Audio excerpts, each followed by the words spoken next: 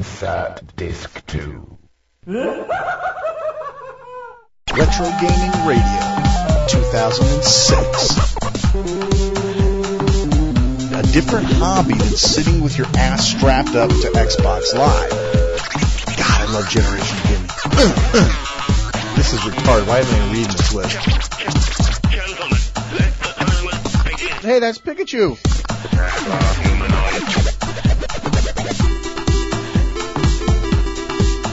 Keep it retro.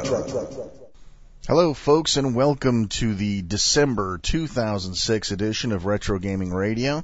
This is Shane R. Monroe, your host. Welcome to the program. Well, I can say that the last couple of months have been the busiest months I've ever had in my whole life. Absolutely. So you're lucky to be getting this show at all. But I felt with the drought of Retro Gaming Radio shows that I owed it to my fans to get another show out, no matter how haphazard or short it may be. So, this is it, folks. This show will be the absolute, probably worst production of Retro Gaming Radio ever. On this, you're going to hear everything bad about an audio production. You're going to hear mismatched mic levels. You're going to hear probably aliasing. You're going to hear cats meowing in the background, kids screaming, cars going by.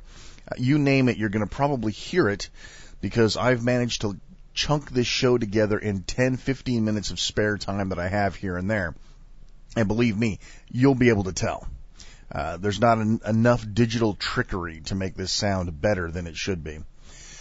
So anyway, as long as you're willing to bear with this, everybody goes back to work, back to school next month. The baby goes to daycare, and things should return to somewhat a normal state.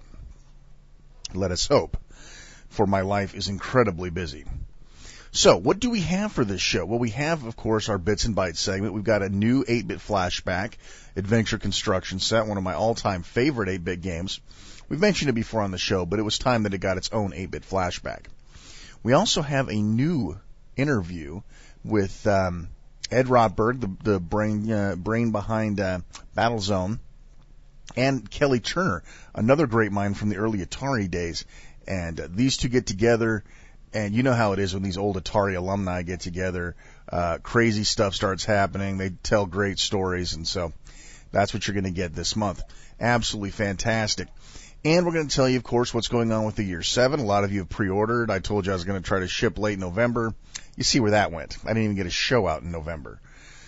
Anyway, plus we're going to talk to you about, of course, the GP2X and all the other stuff that you were hoping to hear like for the last several months. We're going to try to get caught up and try to get ourselves back on a regular schedule. So, we'll see how well it works. In any event, let's get on with the show. Well, folks, I'm here to tell you what's been going on. Obviously, we've had 2 months without a show, and you can bet I've got a decent reason for skipping 2 full shows and barely able to get this one out. So I wanted to take my editorial time to discuss with you what's been going on, give you guys an idea of what life has been like lately. Just to give you an idea, let's get started. First of all, as most of you probably have already figured out, in the middle of October, March, October, whatever. In the middle of October, the 14th to be exact, my wife gave birth to a bouncing baby boy. Now, I've had a child before, and I realize, what sort of rigors that it entails. But probably most important of all, with having a child in the house, an extra child in the house, means that my wife took maternity leave. Now, you guys all know that I like to do the show in peace and quiet. I like to have the right scenario, and most of the time when I have people in the house, I don't really have the opportunity to record the way I like to. Well, imagine, my wife being off for essentially 3 months. A screaming baby in the house, a multitude of other interesting facets, and of course that really stifles the old creative juices, and it keeps me from getting anything accomplished worthwhile. Don't forget, too, also, I added another child to the litter. My birth daughter, Chrysania, came to live with us. in late August. So, as you can imagine, we went from a household of 3 to a household of 5 in the period of just a couple of months, and that puts unbelievable amounts of strain on everybody. And so, the show is one of those things where if I can't get the time to do it, I don't want to do it wrong. I don't want to do it half-assed, which is exactly what this show is right now. The December episode is possibly the worst production of Retro Gaming Radio ever, as you, of course, will notice here shortly. Even our hardware flashback guy, Subarurat, his segment came to me delivered in very low quality. He's had all sorts of problems. And this whole thing has been hodgepodge together. So let's get the newborn in the house, right? And then you got all this stuff going on. And then what happens next? The holidays. Thanksgiving comes. Well, Thanksgiving was a zoo. I went to the coast, spent my entire... that's the thing. I was planning on putting a show out during the Thanksgiving holiday. Well, guess what? No headset to do the show.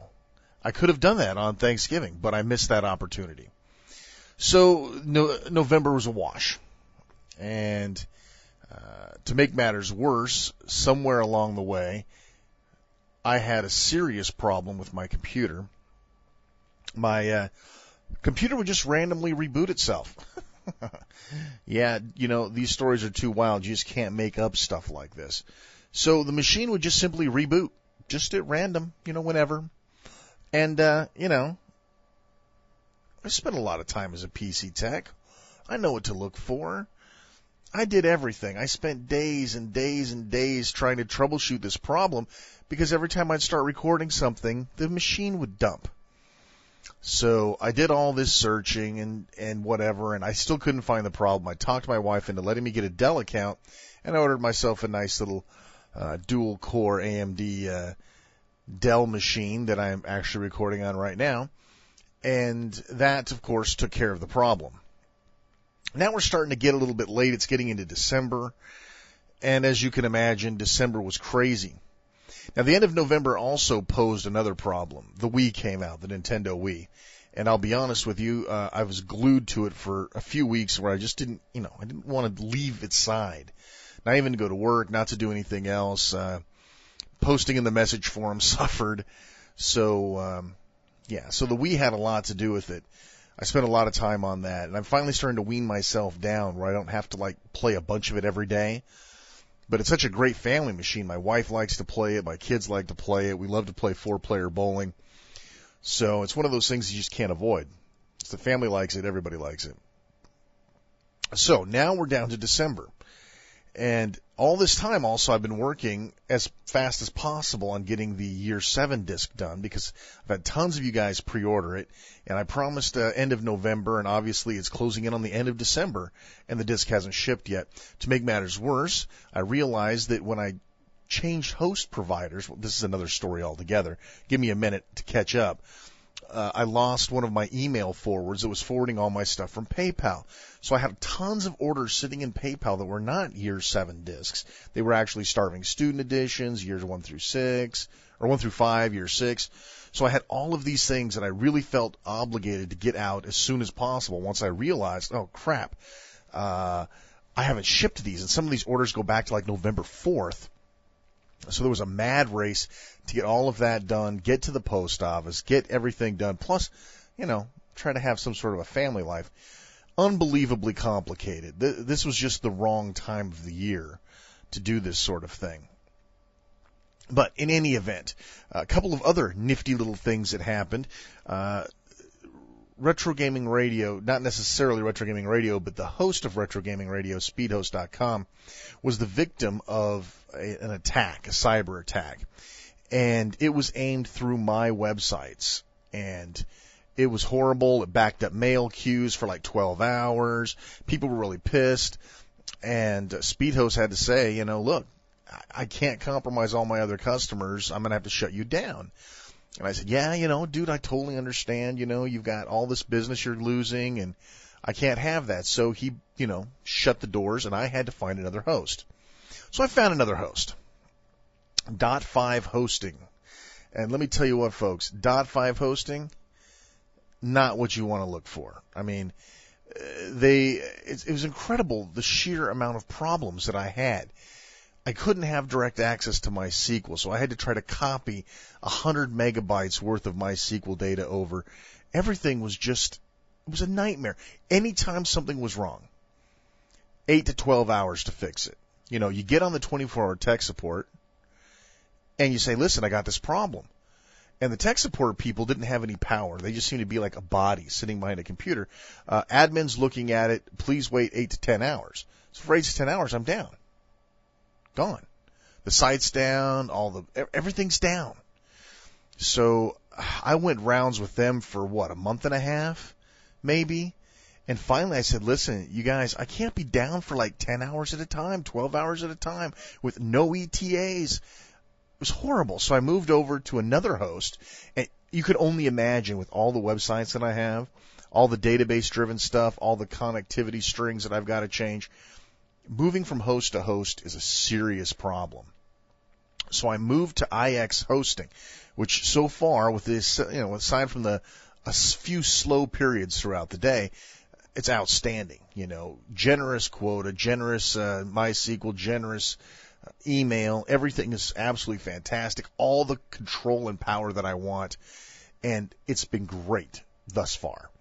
So now it's kind of to the point now where everything's back up and running. Everything's kind of back in the normal swing. Come January, my wife goes back to work.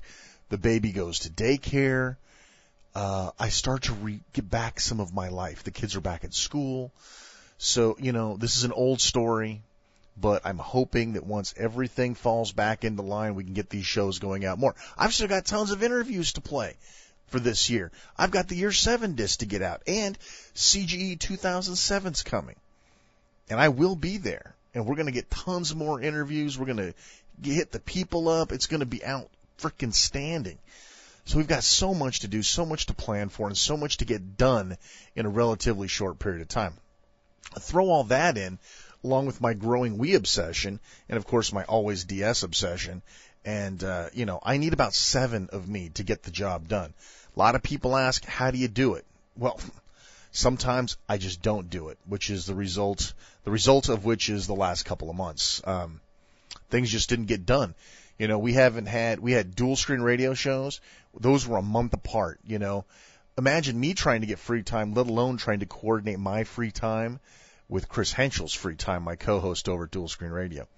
It's absolutely insane. So the times that I do have free, I work on websites. I've been expanding my coding. I've been learning a lot of Ajax stuff. So it's all been productive, but it's like you can't get the damn show out. I mean, it makes me mental.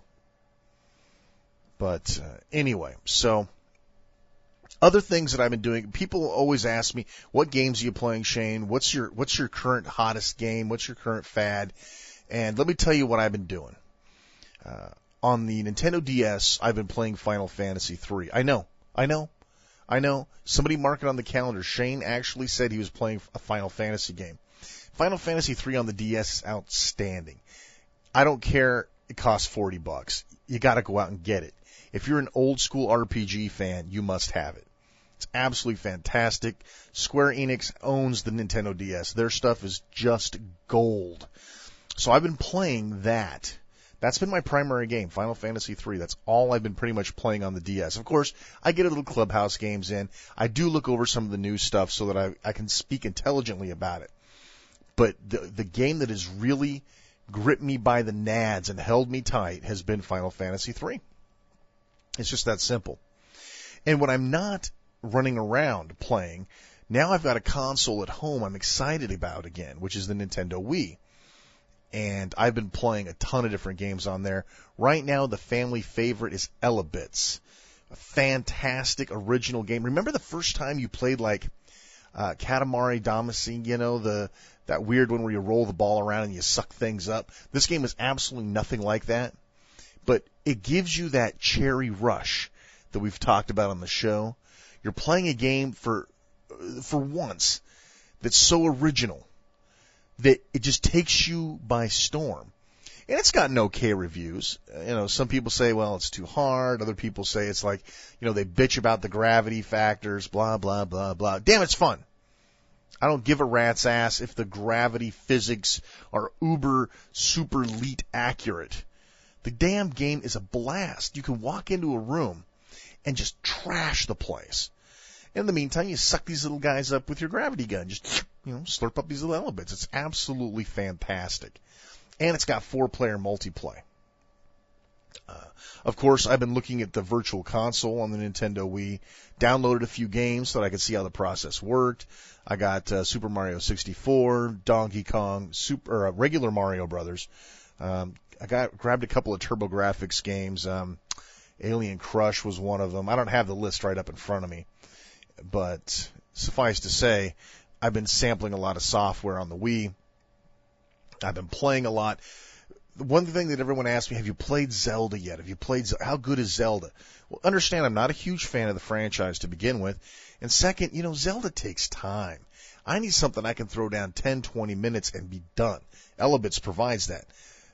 What can you do in 10 minutes on Zelda? Honestly, what can you do? I've been playing a lot of Trauma Center on the Wii, which a lot of people is like, I got that on the DS. I don't need it on the Wii. And that's not necessarily true. There's tons of new stuff on the Wii, and there's a different feeling about it. That tactile feeling you get when you're cutting somebody open on the DS? That's missing from the Wii version because you don't have that tactile feel. You feel disjointed from it. But that doesn't mean that other things don't feel right on the Wii that didn't feel right on the DS. Things like carving, using the laser. It feels like you're holding a laser now. When you grab something like with your forceps, you actually squeeze the controller, hitting the A and B together to actually grab like a set of forceps. It's never felt so real. So there are definite advantages to it. And there's just tons of good stuff out here. I'm looking at Call of Duty 3. Wii Sports is a blast. So any of my gaming time has been sucked down by the Wii, the Final Fantasy 3 on the DS, and it's just awesome. This is such the time to be a gamer, especially somebody like me. I feel that right now I have an optimistic outlook for video gaming, something I haven't felt in a decade. Not since the Dreamcast died. When the Dreamcast died, I said, you know what? It's over. And it kind of was. Everybody was screaming about the collapse of the video game market years after I've been telling people, look, we're headed for a crash. But I think it's been averted. My God, everybody knows what the Nintendo Wii is. It's so funny watching Nintendo market something. Remember when the DS shipped, you saw like 0 commercials? And you're sitting there thinking to yourself, dude, you know what? You got a great handheld here, but you're not marketing worth a damn. Well, that viral marketing, that's like the new buzzword, viral. That viral marketing worked. Nintendo DS's early commercials sucked nads. And so, actually, to be honest with you, I don't think I've seen a DS commercial that doesn't suck nads. But they got this new Wii campaign where these 2 little Japanese guys run around and like introduce the Wiimote and games to, these backwoods hicks and to mom and dad. Listen, folks, everybody knows what a Wii is. I go to the most technologically devoid employee in my office. She knows what a Wii is. Hell, she got one for her kid for Christmas. She wants to play Wii Sports. I'm not sure how else a revolution can start. The people are coming back into the fold. People are dying to play this thing. The stock shortages are incredible. PS3's no problem. You can pick those up off the shelf right now. Wii? Forget it. Forget it, man. There's no Wiis to be found anywhere. It's sick. Oh, eBay. Yeah, you want to pay a little more than retail on eBay, you can get one. I don't know. It's a crazy thing. Maybe they should have left it named the Revolution, but Wii is so brilliant. We all hated the name Wii, myself included, but Nintendo's doing what Nintendo does best, and it's working. So for once, I'm actually backing not the underdog. I love that. It just, every now and then it happens, and it's a great thing. So anyway, folks, let me add one more thing on to the added stress level.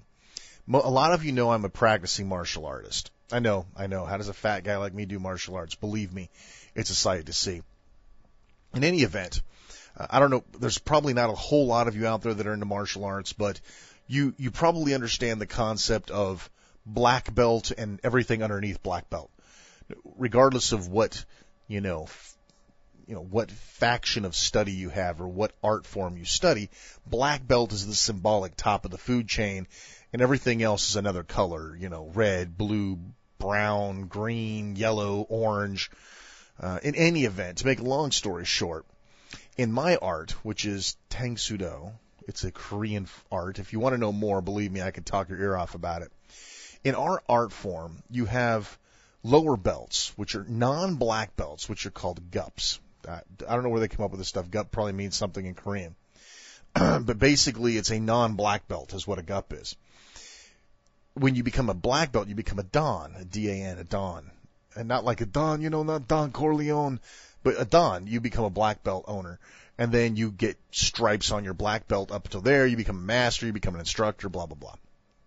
Well, in between the gups and the dans, the dons, there is a rank, a blue belt. And it's a very unusual thing. It's sort of like mid-level management at Burger King. You ever worked at Burger King? Okay, just to give you an idea, the gups are like the employees. The guy that runs the fryer, the people up front at the register, those are gups. And then you've got like the lead manager, the guy that owns the place, runs the place. That's like your dons, your black belts. And then you've got the poor, abused assistant managers, the ones that are on salary for like $32,000 a year, end up working like 87 hours a week. They have the ability to kind of fire people, but they don't have the ultimate responsibility. They have the responsibility, they have no authority. They can't implement rule changes, things like that. So they've got the crappy mid-level management thing. That's what the blue belt is. All of the responsibility of a black belt, but none of the authority of a black belt. And the blue belt test is very strenuous physically, and it's a huge written test. Not nearly as big, of course, as black belt, but it's a good-sized test. It's something you have to know 2,000 years of Korean history. So that I had to also do during the last couple of months. Needless to say, folks, I've been hydroed one end out the other. I don't remember the last time I got more than 4 hours of sleep in a contiguous block. And yet somehow you're managing to get a show. I don't know. I probably won't even remember recording this in the morning. I'll just mix the show together and post it, and everybody will have to be happy. In any event, folks, that's what's been going on in Casa de Monroe, folks. It has been truly, truly brutal. For those of you who've been following the message forums, you understand what's been going on. For those of you who just tuned into the show, egads. I've been busy. Anyway, so that'll wrap it up. I'll be back next month with some really good editorial stuff. There's a lot of people that have pissed me off. I've got tons of things to complain about, but because of our hiatus, because it's the holiday season, I'm trying to, keep my bah humbugs away and talk about something more positive, I guess, which is what's going on with me. So the show's going to be long enough as it is. I'm going to go ahead and finish up this editorial commentary. Be sure to stick around. We have plenty more show for you coming up right here on Retro Gaming Radio. This month's interview is with Ed Rotberg and Kelly Turner, both of which were huge alumni from the old Atari days. And unfortunately, I just found out, and as I was getting ready to cut the show, that just a month after we interviewed Kelly Turner for Retro Gaming Radio, that he had passed away on September 18th of 2005. And this was a really cool dude. As you can hear from the interview, he'd done all sorts of things. He worked for PF Magic, the original maker of dogs, who eventually ended up doing Nintendogs, I do believe. That's wow. I mean, that's heavy. Seem to be getting a lot of that these days, huh? Anyway, so he, anyway, it was a systemic organ failure that he passed away of. He was only 43. I mean, wow, life's short. Well, enjoy what could have been one of his last interviews right here on Retro Gaming Radio. I hope you enjoy it. We had a good time, and we really appreciate, we appreciate what he's done for our hobby and for our pastime, and I'm sorry I won't get to see him again. So anyway, folks, here is the interview with Ed Rotberg and Kelly Turner. Well, listen, just to get things started, why don't you each introduce yourselves, give just a quick little blurb of your historical significance, and then we'll just kind of move on from there. Start, Kelly? I'll start. My name's Kelly Turner. I was a programmer, started as a programmer at Atari in 84. I was there from 84 to just about 94. So for 10 years, I wasn't there at the way beginning where these guys were. They got some better Stone Knives and Bearskin stories than I do. Oh, Ed's got good stories. Yeah. And I did Super Sprint, Vindicators, Tetris, Super Sprint. Pretty much almost a game a year for 9 years. I've got so many Super Sprint things to ask you about. And so that's my gig. Lately I'm an executive producer now. Worked at Virgin, IDOS. Okay. Doing a big project with we got at Point of View right now. Sweet. We got all sorts of questions we can ask you about that too. Okay. Very cool. Very cool. My name is Ed Rotberg. I had 2 separate stints at Atari, starting in the late 70s through the 1981, and then I came back in 1985 or 6 and stayed through 91. I've done, a number of games over those 2 periods of time. First time through Atari Baseball, Battlezone. Started a game called Warp Speed, which eventually became Star Wars, and later on did Blasteroids, Stun Runner, Steel Talons with Ed Log. Who I am not Ed Log. All of you out there, I am not Ed Log. I got that on tape the first time. And I've been in the industry, doing various things. We did a stint with 3DO before Kelly did a stint with 3DO. Everybody's done a stint with 3DO. Yeah, we figured that out last year. You've got to have some sort of 3DO badge. That's right. I had my trip used for almost 8 years. Yeah, and then worked for various different companies. Did some location-based entertainment stuff, and now I'm living up in the Sierras, taking whatever work I can get. That works out. I'm sorry, I'm not going to do this again. I'm sorry. Oh, okay. I'll explain later. Sorry guys. We scared him off. Wow. I wonder if it had to do with the MRB thing. I don't know. It was spooky. Well, I don't know. Oh. Okay. That's the first time we've actually had anybody run off with regard to the question. In fact, thinking about that, can you kill this for a sec? Can you pause this for a sec? Go ahead and start. It'll pop back in. We've had that on the show before, so not that he doesn't have more great stories to tell, I'm sure, but we just had a little bump in the road here, folks. Nothing to worry about. So we're talking here with Kelly Turner about the old Atari coin-op days. So once again, give us a couple of the titles that you worked on early with Atari. Oh, Super Sprint, Vindicators, Tetris, Batman tie-in for the first movie, Badlands, and assorted other games that I made that never got into production.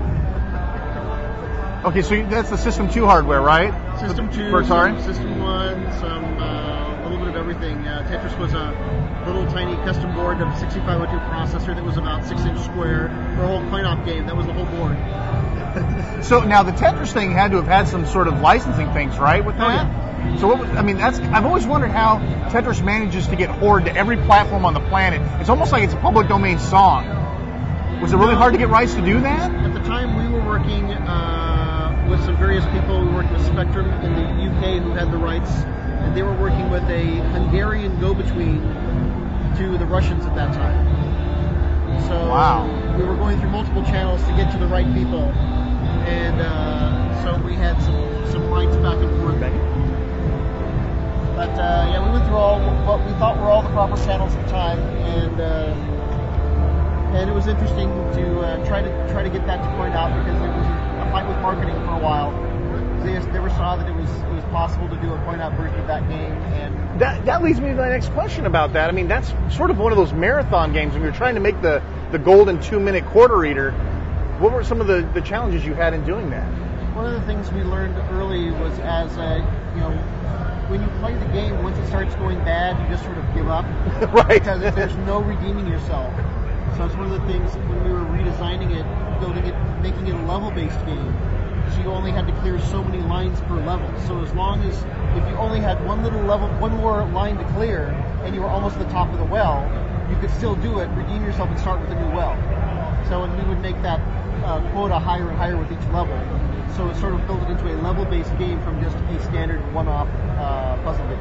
And that's the same version that ended up getting ported, I think, to like the NES, right? That had a level-based one on that one? I'm not sure. I don't remember what Ed did with the NES version.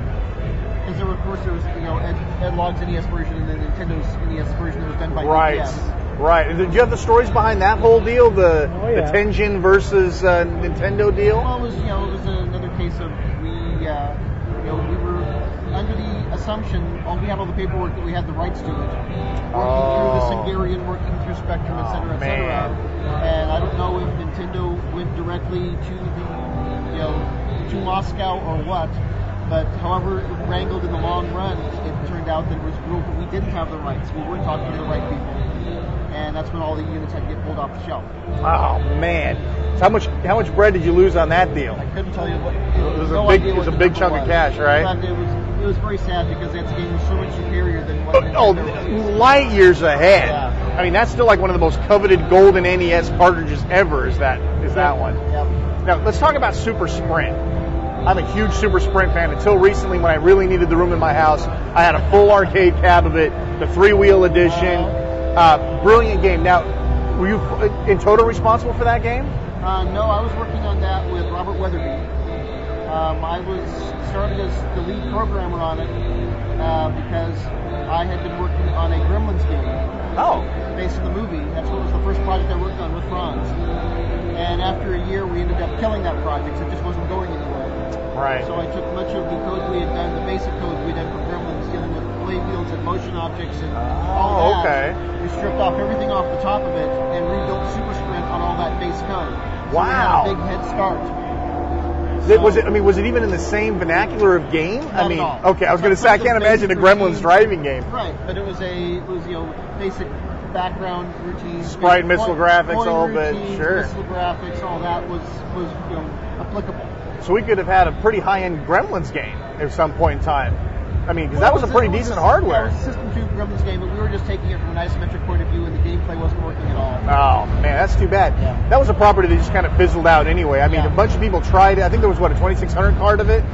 That was okay, right. but, So, but that was the underlying code of Super Sprint. Then Robert Weatherby and I got together, and Lyle Raines had recommended we do a Sprint game, and there were some articles in Replay magazine I was thinking at the time, talking about how the industry needed a good driving game like Sprint, and so we just took and ran with that idea and worked with some great artists on it. John Bell, who's went off to ILM, did a lot of our pre-production work. He's now at PDI. He's got an Oscar. Wow. He was a great guy to do concept work with, along with Bill Noble and Chris Mosier, did all of our graphics. And it was just a great project from start to finish. And were you involved in the hardware construction at all? No, that was who was System 2? Snyder. Doug Snyder primarily did System 2. What I thought was totally brilliant about that game was the wheels. I mean, I had a bunch of refurb kits to fix my wheels up when they went bad. I mean, it was so basic and genius. The resistance wheel with the teeth on it, and the spinning effect is something that has never been duplicated properly in any home version. I mean, the only way you can really play Super Sprint is to buy a cab and play it on that. You have to let go of the wheel. And do the spin and stop. That's right. Spin and stop. That's right. That's amazing. And so, what came first? Did the wheel come first, and then you programmed around the spinning aspect of it, or how did that work out? That was the same wheel that was used in the original Sprint. The original black and white Sprint? Yes. Wow. Dennis Coble did the original Sprint. There's a Sprint right over there, and you can play the exact same style of game of letting go of the wheel. Interesting. That's all the original Sprint. Dennis Coble. Yep. So you had the hardware in hand before you started coding for it. Yeah. And were there challenges? I mean, that's a very clean game. I mean, high level of animation. What helped was we had a basic code to start with. Right, of course. So we weren't starting from scratch. And just working with these great designers, the artist did a lot of the track design. It's beautiful. And then we did a lot of the implementation on the code side. So it was a great collaboration of a very small type team. And the power-up system that's used, was there anything before that, or did you guys pretty much come up with that? We pretty much came up with that. It was poured out a million times after that, but I was always wondering if you guys were the origins of it. I don't know. There was a lot of talking about continuing games. That's when we first started getting a lot of game continuations with things like Sprint and Gauntlet and whatnot. And there's a lot of game design theory about, once you build up your character or build up your car or whatever, it's hard to walk away from that. You want to put in a quarter and keep playing with this souped up character or car, etc. A brilliant quarter eater. A lot of design thought behind that to the reason behind all the upgrades. And where are the secrets? I mean, there's got to be a secret plugged into the game somewhere. Actually, that was a pretty clean game. Was it a clean game? We were just so busy trying to get it out the door in time, because one of the problems with coin-op is there is no marketing. The game lives or dies on its own. Right. You put it out there, you put it in an arcade, it tests well or it doesn't. And you build these projects, an overall project schedule for the company, and there may be a project slotted ahead of you for manufacturing. Well, that's the key. If that goes to test, if right. that goes out in the arcade and it completely tanks and it doesn't go to production, someone comes to you and says, you know what, we know you're supposed to be done here, but all of manufacturing is now laid off until you're done with your game. Wow, I had no idea it worked like that. Yeah, the way coin-op worked is you had to keep from getting a bubble in the pipe of manufacturing. Interesting. A game that I worked on that right before Vindicators came out, Vindicators was scheduled ahead of us. And their testing said we need to do a little more tweaking, and so Blastoids got pushed up. And it's a game I would have loved to work on more, but it wasn't that kind of thing. They said we made a decision. This one's going. It's got enough nostalgia cachet that will sell X number. We can make X number and keep these guys employed. We don't have to lay them off. And and you cared about that. You didn't just say, sure. well, I don't care about it manufacturing. Send it to India. So it was, you had this big, very efficient machine as long as you could keep it without getting bubbles in the pipe. You'd almost think that with the demand back then, with the whole craze, that it would be backlogged for. Well, that was earlier. We're talking in the mid to late 80s. Mid to late 80s. Okay, sure. Late 70s and early 80s. We had time. Yeah, we had time in the 70s the early 80s in particular. We had more time to work on our titles because you'd have a game and it just it'd be taking up months in manufacturing. Just months and months and months. By the mid to late 80s, it was a game we just keep manufacturing for 4 to 6 weeks. On the nose. A lot of the people, even my listeners who are a little more savvy in the whole retro field, don't really have an appreciation for what it's like to create a game that is completely closed. It's not like you can download a 10 meg patch for your latest first-person shooter because they glitch the code in at the end. What kind of experiences did you guys have with games that went out Rev 1 and something so dire may have happened that a Rev 2 was issued? Because I don't remember a whole lot of that going on. It would happen, but it was purely a ROM change, and you would try, if you found out at a given point if it was still in production, you would say, okay, let's schedule in a ROM change, but to get prices down, we would have to lock in the ROMs, 6-8 weeks in advance so they could be sent out. And they weren't they weren't erasable ROMs. Right, they weren't programmed, they were ROMs, not PROMs. Well, actually they did PROMs too. Right. Because PROMs came down to price. In the early days, they did ROMs. Purely for price. Purely for price. And those were not programmable read-only memories, they were just read-only memories. And I think there was Lunar Lander, if I remember correctly, we had to make the master ROMs on this little device, master PROMs on this little device, and there was one switch you always had to remember to throw, so it would burn it with the right sense of ones and zeros, otherwise it would reverse all the ones and zeros to make the inverse mass. Right. And you had to make sure. You had to plug them in the game and make sure it worked. And I think Rich Moore on Lunar Lander, was in a rush to get them out and didn't do the final test and sent them out, and they were backwards. They were inversed, and they wasted a whole lot of money on these parts. Yeah. You know, and at that time, it really wasn't that much money, but it was the kind of mistake you didn't want to make. Well, that had to have been kind of some sort of an event. I mean, you guys, because you've got like the machines on site, and that goes back to a site router, the arcade owner. They had to have gotten it from like a distribution company of some sort, right? And then were there more steps behind the distribution before it got back to Atari? Or was that pretty much the end of the chain? Or what got back to Atari? Well, let's say that as an arcade owner, I noticed a glitch in a game. And I requested a rev or something like that? No. Nothing like that? Rarely. Rarely. Rarely would they actually go and retrofit EEPROMs. Now, I mean, that's at Atari. I know other companies did. They would sometimes send out kits that would just change the whole game based upon the EEPROMs if it used the same controls. They didn't like to do that. I can't think of a single arcade game that I worked on. Changed, you know, after it had already shipped. Right. There are things they might slip it into production, right? So if we already made 1,000 units, we would do a mid-run upgrade and say, okay, we know of this bug. We're not going to worry about it for which ship, but we'll do an upgrade while it's in manufacturing. Gotcha. Unless it was a really, really catastrophic bug, and there weren't many like I was going to say, were there any of those? I mean, really things where you go, oh man, we really poked the pooch on that. No. That's good. It speaks good. Did you ever hear of anything really bad like that happening? Not that I can remember. You see, I mean, then you hear about After things have been tested in arcades for a while, you usually found the disastrous ones.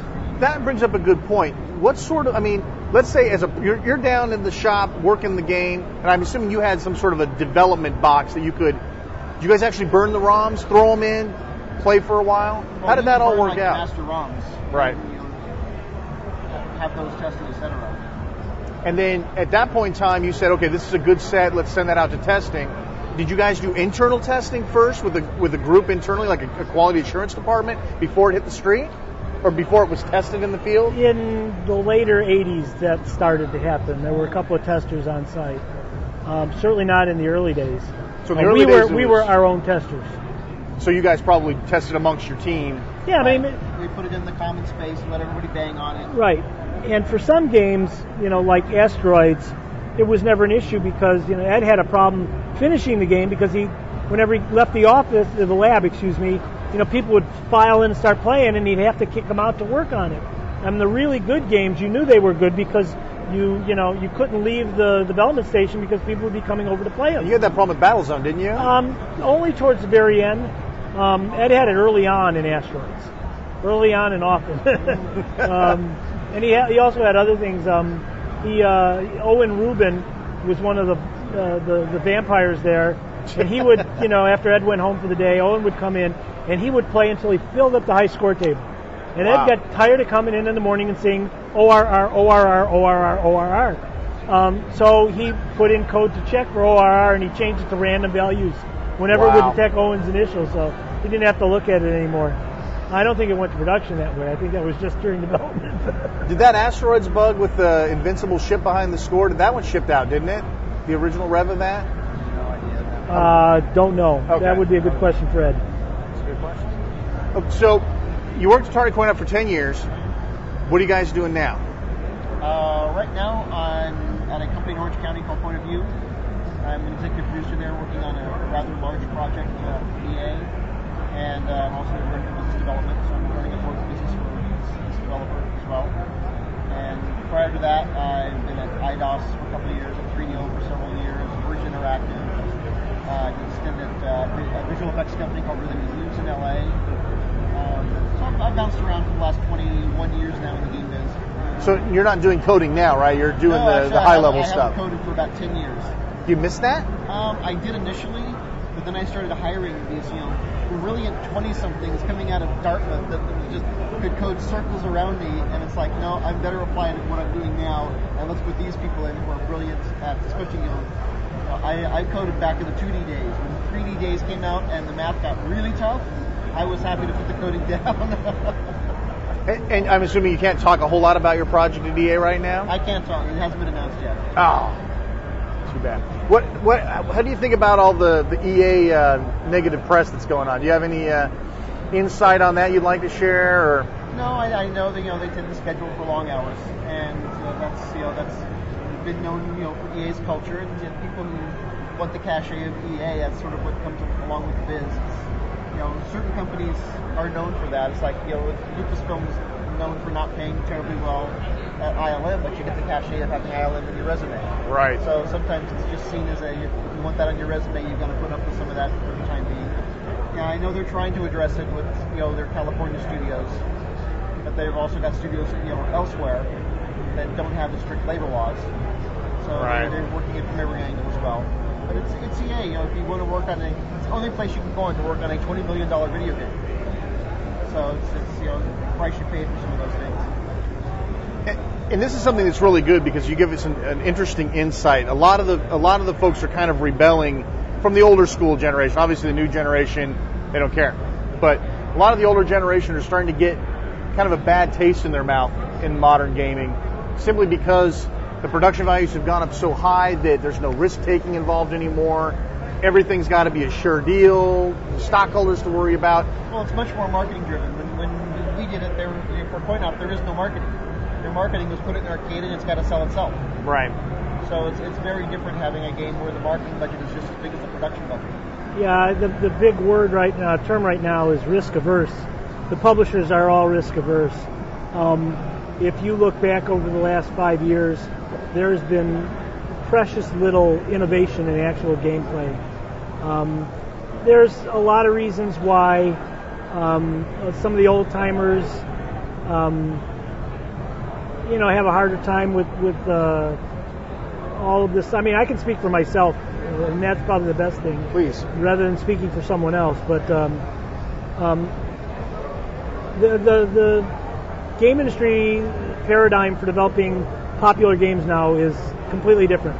They're huge projects with enormous budgets, and so of course the publishers, rightfully so, don't want to take risky chances. Right. It's all that seems to sell are sequels and licensed products.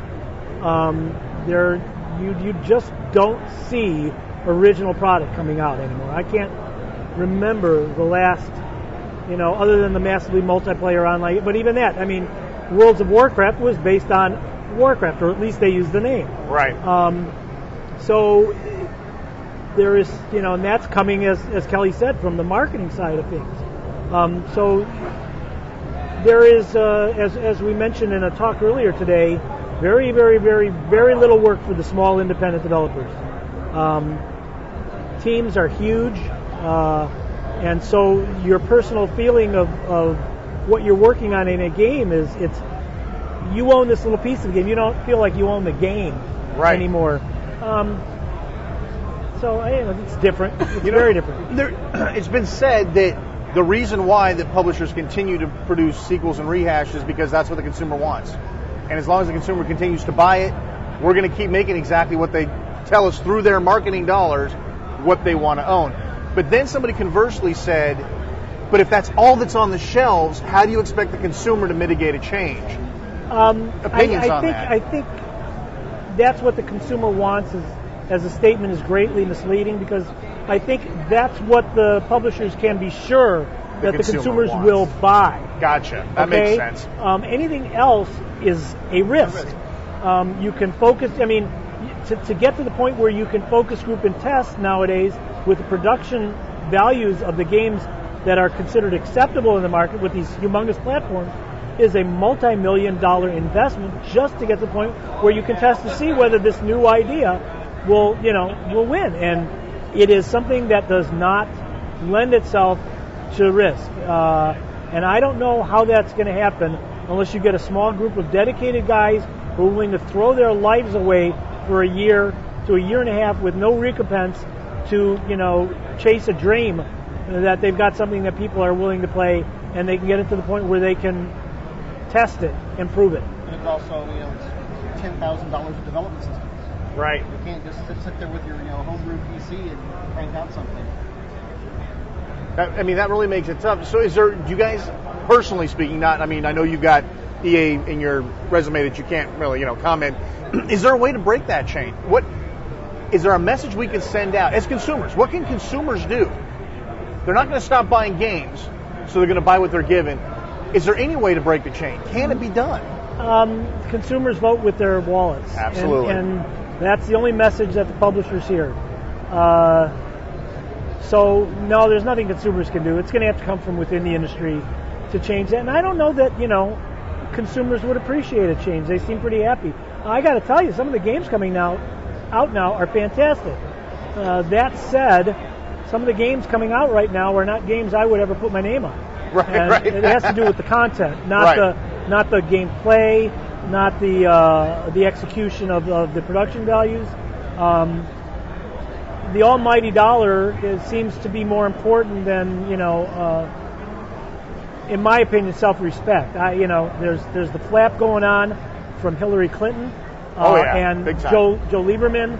I think they're more for political expediency than anything else. Yes. But they're trying to establish, to my mind, what is a tremendous double standard, where on the one hand they will blast video games. I mean, I would never work on a game like some of the games they're referring to, and I'm not going to mention names. You're talking about like adult titles. You're talking more like the violence, gore. People know that people listening to bothering to listen to this will know the titles I'm referring to. Yes. They blast them and talk about how evil they are for the kids on the one hand, and then they will turn around and give awards to programs like The Sopranos. Give awards to movies that are way more violent than any of these games. Well, absolutely. And talk about how great television and great movies they make. It's a tremendous double standard. There's never been a single a study done that shows that video games are more prone to inducing violence than any of these other entertainment forms. And while I, have my own reasons why I would never, be involved with a game like the lower end of the games, it's the same thing and lower, I mean morally lower. It's the same thing I would do if I were in the movie industry or television industry. I wouldn't be a part of either of those products either. But that's something that I think each industry needs to police themselves. And unfortunately, just like corporate America, here's my rant. Just like corporate America. Bring it on. I think we're on the same boat on a lot of things here. It's driven by the almighty dollar, and damn the lives that you ruin along the way. Now, I don't think it really ruins that many lives in terms of the entertainment industry, but certainly in corporate America, they don't care about ruining lives. So, all right, I'm going to ask you guys a question. Feel free to just say not going to answer. You being in the industry, maybe you can. I'm in the industry. Well, I'm sorry. In the modern, I'm sorry. That was totally unfair of me. No, I'm talking in terms of in a place where it's a competing company. Yeah. Blah blah blah. I know what you meant. Okay, I'm sorry. That was terrible. I'm just whining for the sake of whining. I think I'm going to run for office because that was a perfect political blunder right there. And again, since you declined to comment on names, maybe you don't want to answer this. The current situation with Rockstar and Grand Theft Auto San Andreas, the hot coffee mod, I'm sure you're both familiar with it. Thoughts on responsibility and issues with that? What do you guys think? Is this a ploy on Rockstar's part to gain good negative press? Or do you think that the concept that there may have actually been content there that somebody was goofing around with, left the door, and somebody found it? What do you guys think? It's you don't know. You don't know who knew what, when, and where. Obviously somebody did it, so somebody knew about it. Somebody knew about it. But how far that goes up the food chain when you've got huge teams, that's tough to know. It's there's so many places to get into trouble for something like that. Especially with ESRB and the government in general. That I can't imagine a company at an upper level knowing about it. Right. It's hard to imagine. Releasing it because it just increases your liability so much. A corporate lawyer would just go nutso if they even knew something like that existed. So honestly, I can't imagine. It may. I have no idea who knew what, when, or where. I just can't imagine a responsible corporate management knowing about something like that and letting it go out. Yeah, it's hard to imagine that the upper management would know about something like that, and it's pure speculation as to who would put that in. I can almost guarantee you they put it in because they thought it was funny, and for no Easter other egg reason. style, old school Easter egg style. Yeah, and for no other reason, because that's usually why stuff like that gets done. You get a chuckle out of it, and you think it in, and you're not using what I would term good judgment. Although, I mean, any other, I mean, even that is speculation. So it's hard to speculate. Let me ask this: should Rockstar should they be sued, responsible as a company, have the ESRB rating change, and all of that happen based on the concept that the product does not ship with that piece of it available to the consumer? In other words, it has to be modified. That seems to cross the line to me personally. And I'm really curious what you guys' thoughts are. If you say, if somebody mods something, the original content owner is responsible for that content, that opens up a lot of doors. What do you guys think about that? And the Hot Coffee wasn't a mod, it was just the unlocked data that was actually shipped on the disk. Right. If it's a mod that somebody creates a download for a game, no matter how outrageous that mod is, right, I don't have a problem with that, because that's somebody right. did it's something outside of the company. Yeah, that's something that was done outside on their own. If they want to make it public, that's fine. Especially for PC games, it's great to allow level editors and things to open up a game to just build a community around it and let people really make up their own stuff and enjoy it. Right. You can't stop people from altering graphics or coming up with gameplay if you're going to offer that. You can't cut off the head to spite yourself kind of thing. Right. You want to allow that to allow people to be creative, but you can't be a censor at the same time. If you're going to open it up, you're going to open it up, and people are going to make the content they want. So, I'm not sure I actually got your full opinion on that one. If I get a disc in the mail, and I can put it in, and I can play the game front to back with no modifications, and does not appear, but yet if I download a small chunk of code that unlocks it, does that not make me my own self personally liable for making that modification and seeing that content on my own? Yeah, well, it does. I mean, I agree with you. If you have to download something to make it available, then that's not the responsibility of the manufacturer. They may have put that in there, although how someone's going to find that by accident, now it raises all kinds of other questions. Yes. Should the publisher be responsible? Should the whole flap about the Super Bowl and Janet Jackson, it's sort of comparable to that, I think, and I think there was tremendous amount of overreaction to that. Ultimately, I think parents are responsible for the underage kids and what they see and they have and they're allowed to keep. And they love, parents love to abdicate responsibility. Oh, they sure do.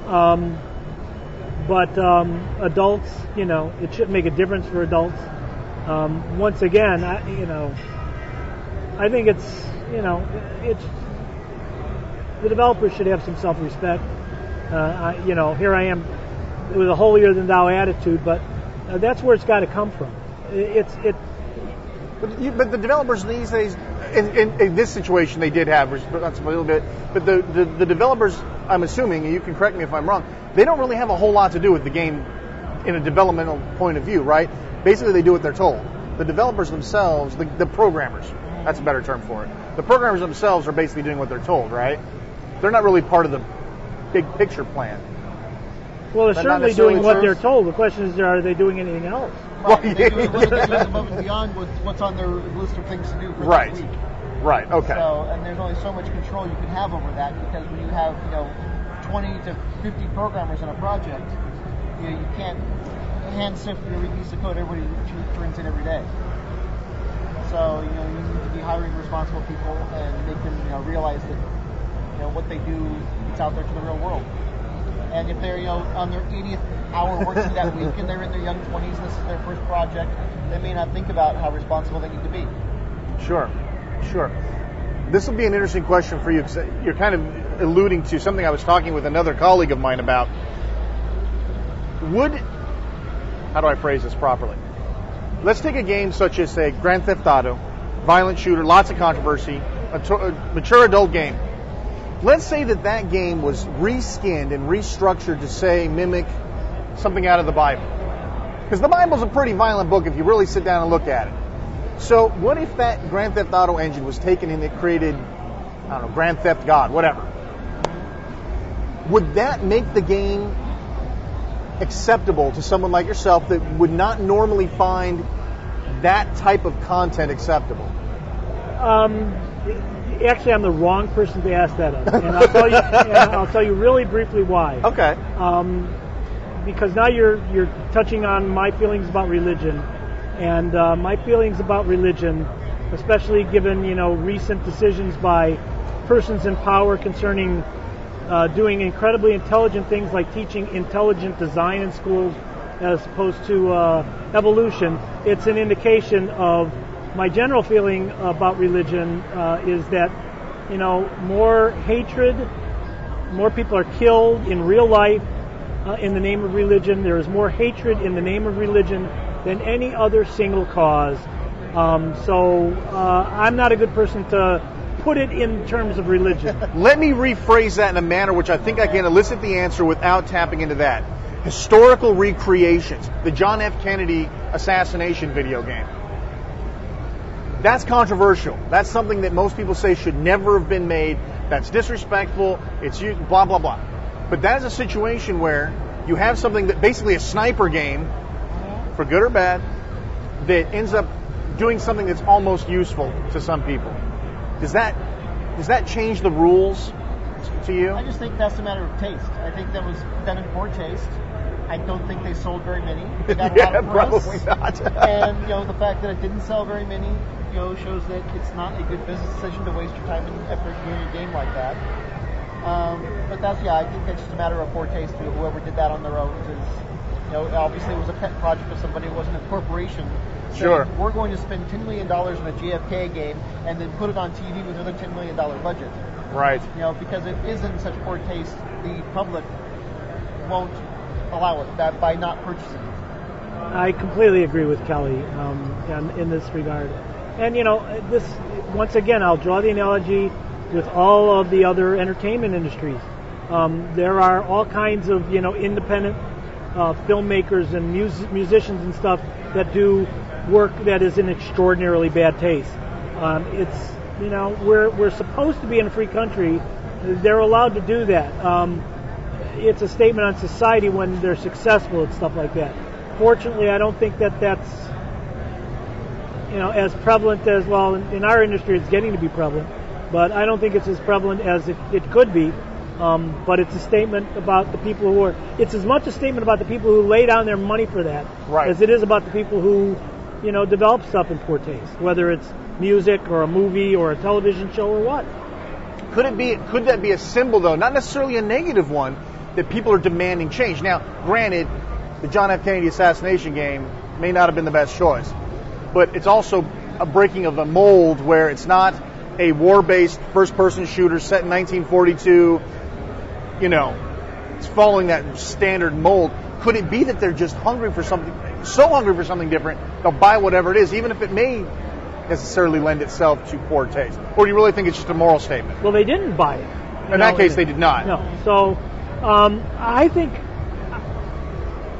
the way most people buy games is either they're familiar with the developer, the publisher, it's a sequel. A sequel of a title they're familiar with, or it's a license of another movie, or their buddy said this is an awesome game. Right, word of mouth. And that's about it for the way you have to get in with something truly innovative. Is you have to put it out there, get into enough people who are, either they try everything that comes out or they're hungering for something different, and it's got to be good enough to get them to start recommending it to their buddies and blah, blah, blah, blah, blah, blah, blah. So it's, like I said, it's real risky. And you guys have different answers on this. What's the most innovative game? I mean, obviously it'd have to be something mainstream. If it's something you downloaded off flashgames.com, obviously no one's going to have heard of it. But of recent times, of something that people might have heard of, what do you find would be the most innovative title that may have come out in the last, say, 5 years? I mean, obviously the list is short. That's just my opinion. But what do you guys think? Something that really struck home personally to yourself, if anything. Drawing a blank on I'm drawing a blank. innovation. I think some of the biggest risk takers right now is Nintendo. I mean, the dog game that just came out. I can't wait for that. I got mine on pre-order. Out there. And what was the fish game they did? Ectoplankton. Yeah. I mean, they are taking some really wacky risks, and they may think that's better for the Japanese market, and it may not fly here. But from the perspective in this country, that looks like a massive risk and some massive innovation. Of it, is it even a game at that point? Yep. Right. But they're willing to stick it out there and try it. So They are it. I mean, you go to, Pikmin. I mean, you just keep going back.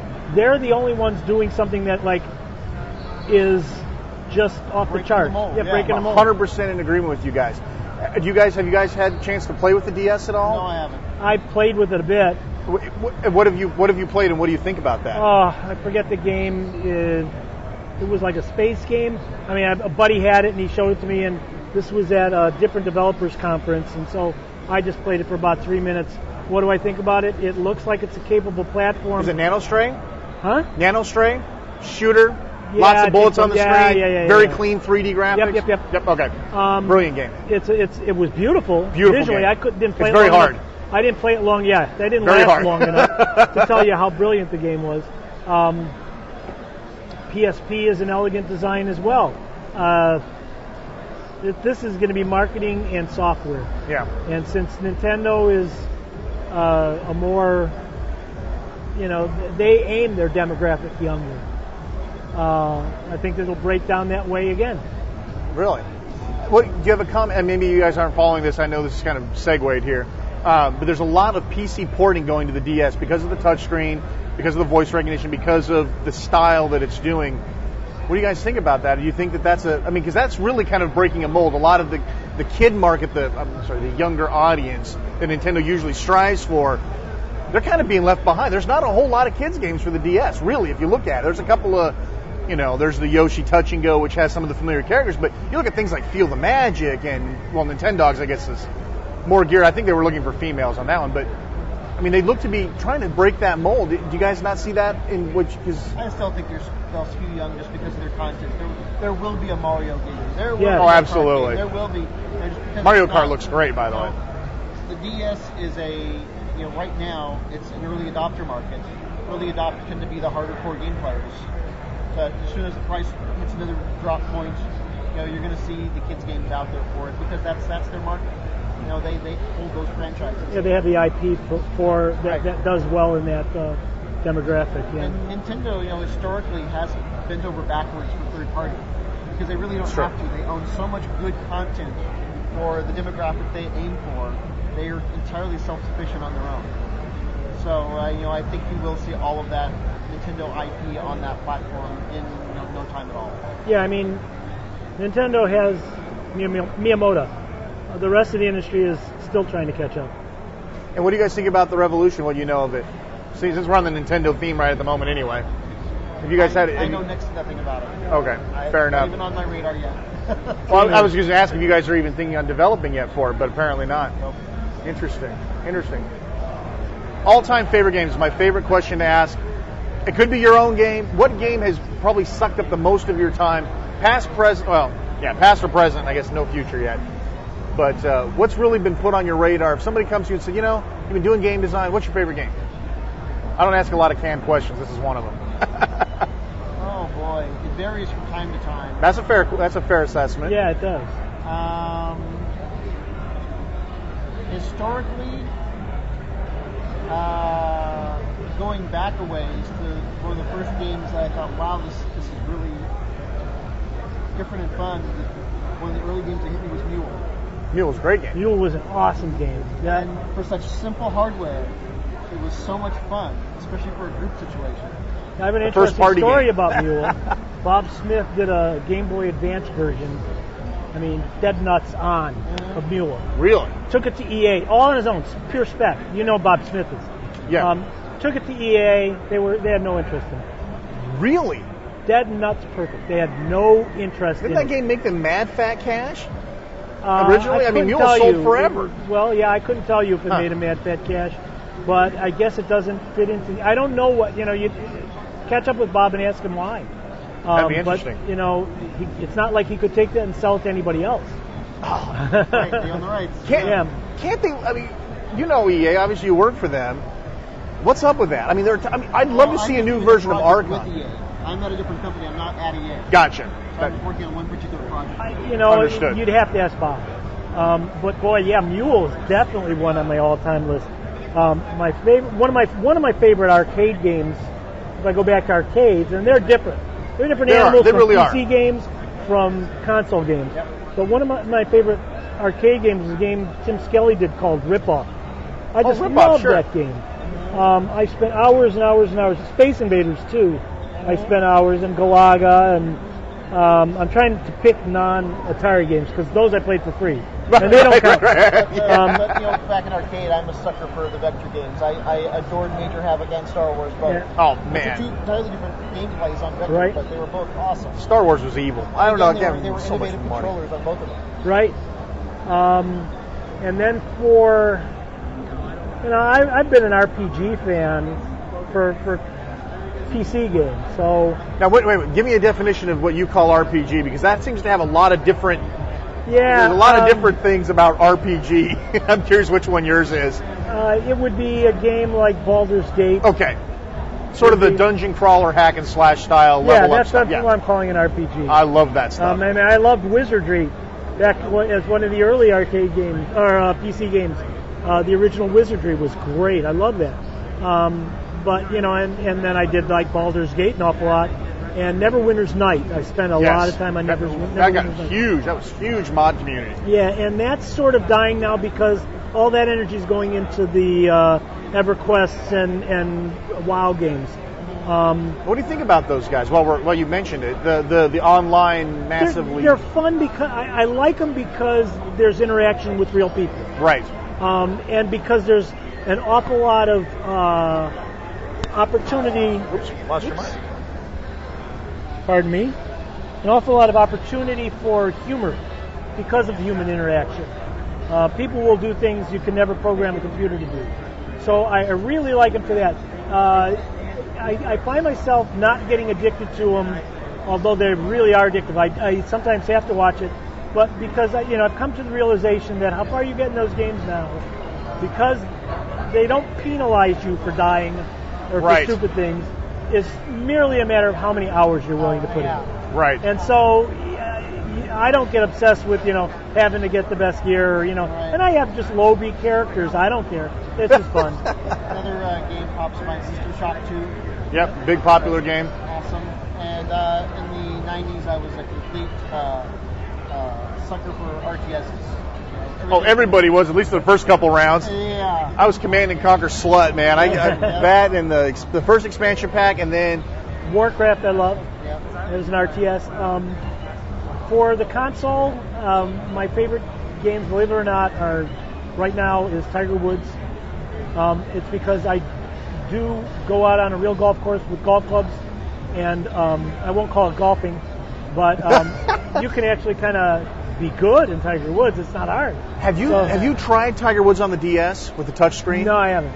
When we're done, if you got time, I've got it sitting in my bag. I'm telling you, to me, I will never be able to play golf without a touchscreen on a game again. Really? Because of the way that it flows, it feels like a stroke.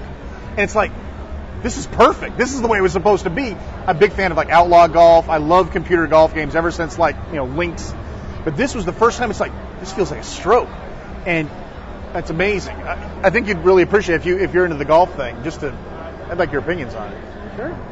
Let me see. How long have we been here? What are you guys' time schedule like? I've almost kept you guys for an hour. Yeah. I gotta get going for another interview. We got to get going. I completely understand. Final words. You guys want to plug anything? I know your project's under NDA. You don't have any. Yep. What about My you? I know project's under NDA. Oh, come on. Give me a little something here. Hey, you sign that contract. You're done. You take it. So, can you tell us who you're working with right now? What is Ed Rotberg working on? We're doing mobile gaming. When you're a small developer and That seems to be really hot right now. Are you it's working not so with much Crane hot, or it's anything? that you can do it with smaller groups. Yeah. And living up in, I'm paying what my partner refers to as the tall pines tax. I'm living up in the Sierras, and it means I can't work for the big company because they don't really want remote developers anymore. Yeah. And they only want huge budget, huge teams. So that's what I'm left with. But I'm willing to do that to live where I'm living. So. Well, that's kind of the arena you like to work in anyway, right? The more smaller project, more little 2D, a little more focused. 2D, I haven't done a 2D game, and I can't tell you how long. So what are you working with? What languages are you working with up there then? You're working with what, Java now? I really Can't tell me. No. Okay. I'll leave you alone on it. But that's interesting. We'll tidy this up, I promise. In terms of mobile gaming, a lot of people speculate that the cell phone will become the next convergence device and gaming will automatically have to move there in order to keep up. What do you think about that? He's already tried that. Well, yeah, and they didn't work out so well. And I think Kelly's got a point there, and we run into the same issues here. These are big companies; they're risk averse. Mm-hmm. It's going to take someone in the mobile gaming industry to look up and say, we need a new paradigm for gameplay. We need something that takes advantage of the fact that this is a phone. That this is connected wirelessly to thousands of people, and I'm not talking a game doing something like these, like EverQuest or WoW. I'm talking about a new paradigm of gameplay. They're going to have to go out on a limb and get something that captures people's imagination, and take some risks, and that's when it'll happen. I don't think, it's big in Japan, but there are more of these little one person. I just got a small, thing. I happen to have it with me. I can use it for playing games. Bowling or pong or what have you, that kind of thing, old stuff. To really make it what you're talking about is going to take exploring entirely new gameplay that when people look back they'll go, why didn't I think of that? That's so obvious. Right. But it's going to have to leverage everything that your cell phone is, instead of just a color display that makes noise and has some controls. Very good. Well, gentlemen, thank you so much for stopping by. This is great. Kelly Turner, Ed Rotberg, of course, always a pleasure having you here. Good stuff. Thank you, gentlemen. I really appreciate your time. Big thanks once again go out to Ed Rotberg, and our condolences to the survivors of Kelly Turner. We're sorry that he's gone. Anyway, well, here I was thinking I was going to have a nice upbeat interview, and I find out this. Well, moving along, I suppose.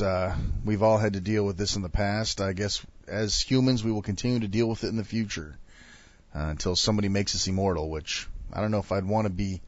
I don't know if I'd want to live forever, to be honest with you. But 43, that's tragic.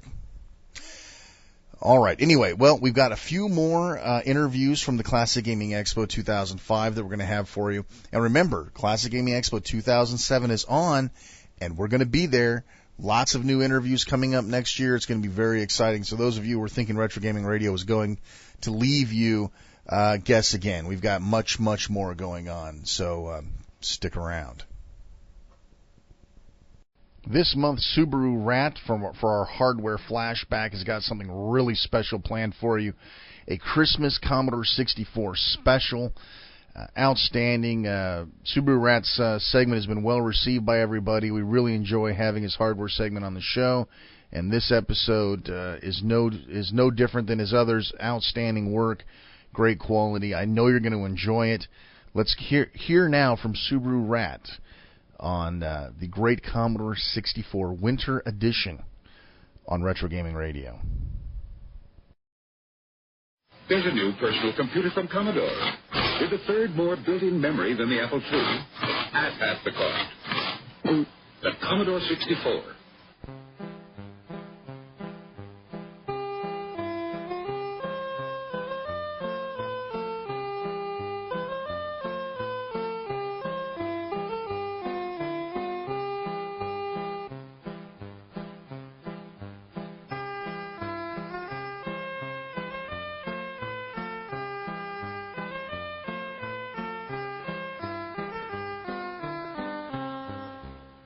Thank you, and welcome to the Hardware Flashback.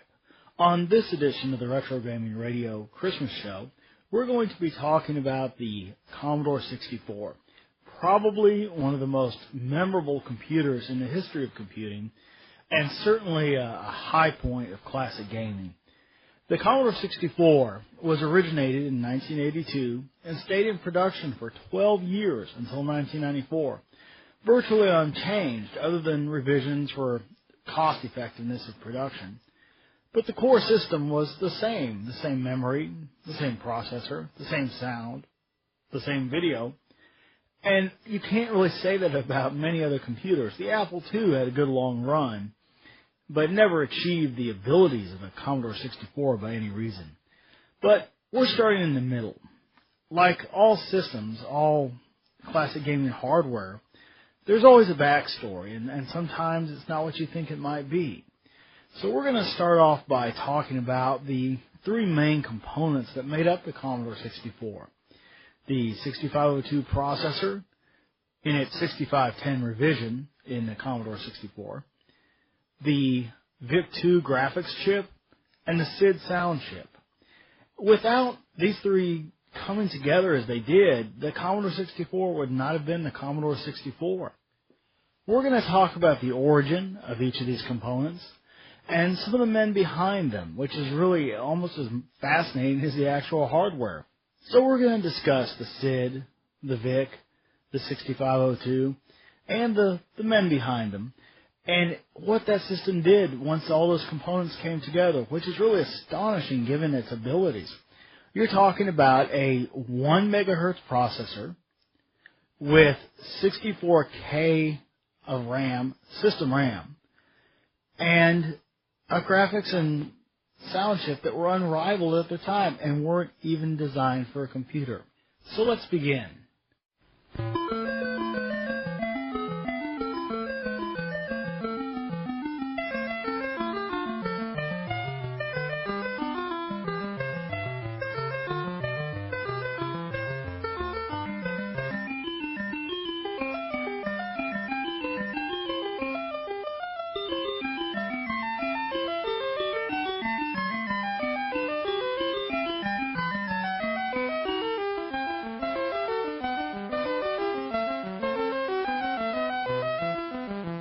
The 6502 microprocessor and its offspring were conceived by a man named Chuck Peddle.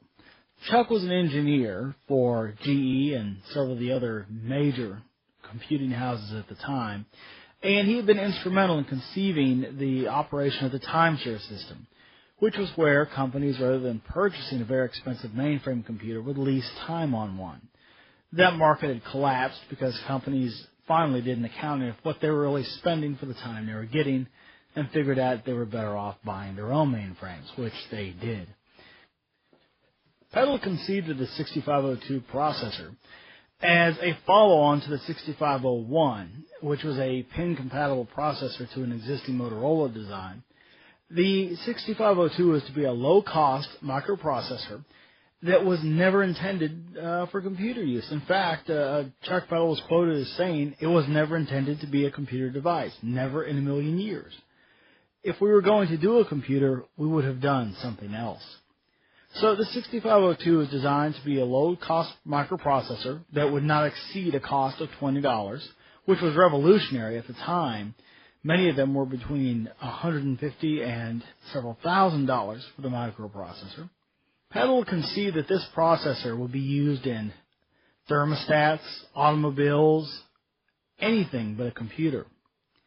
So he took this design for a microprocessor to a company called MOS Technology, which at the time was one of the larger producers of ICs, and they had promised him that they could develop the processes needed to develop his processor for that price.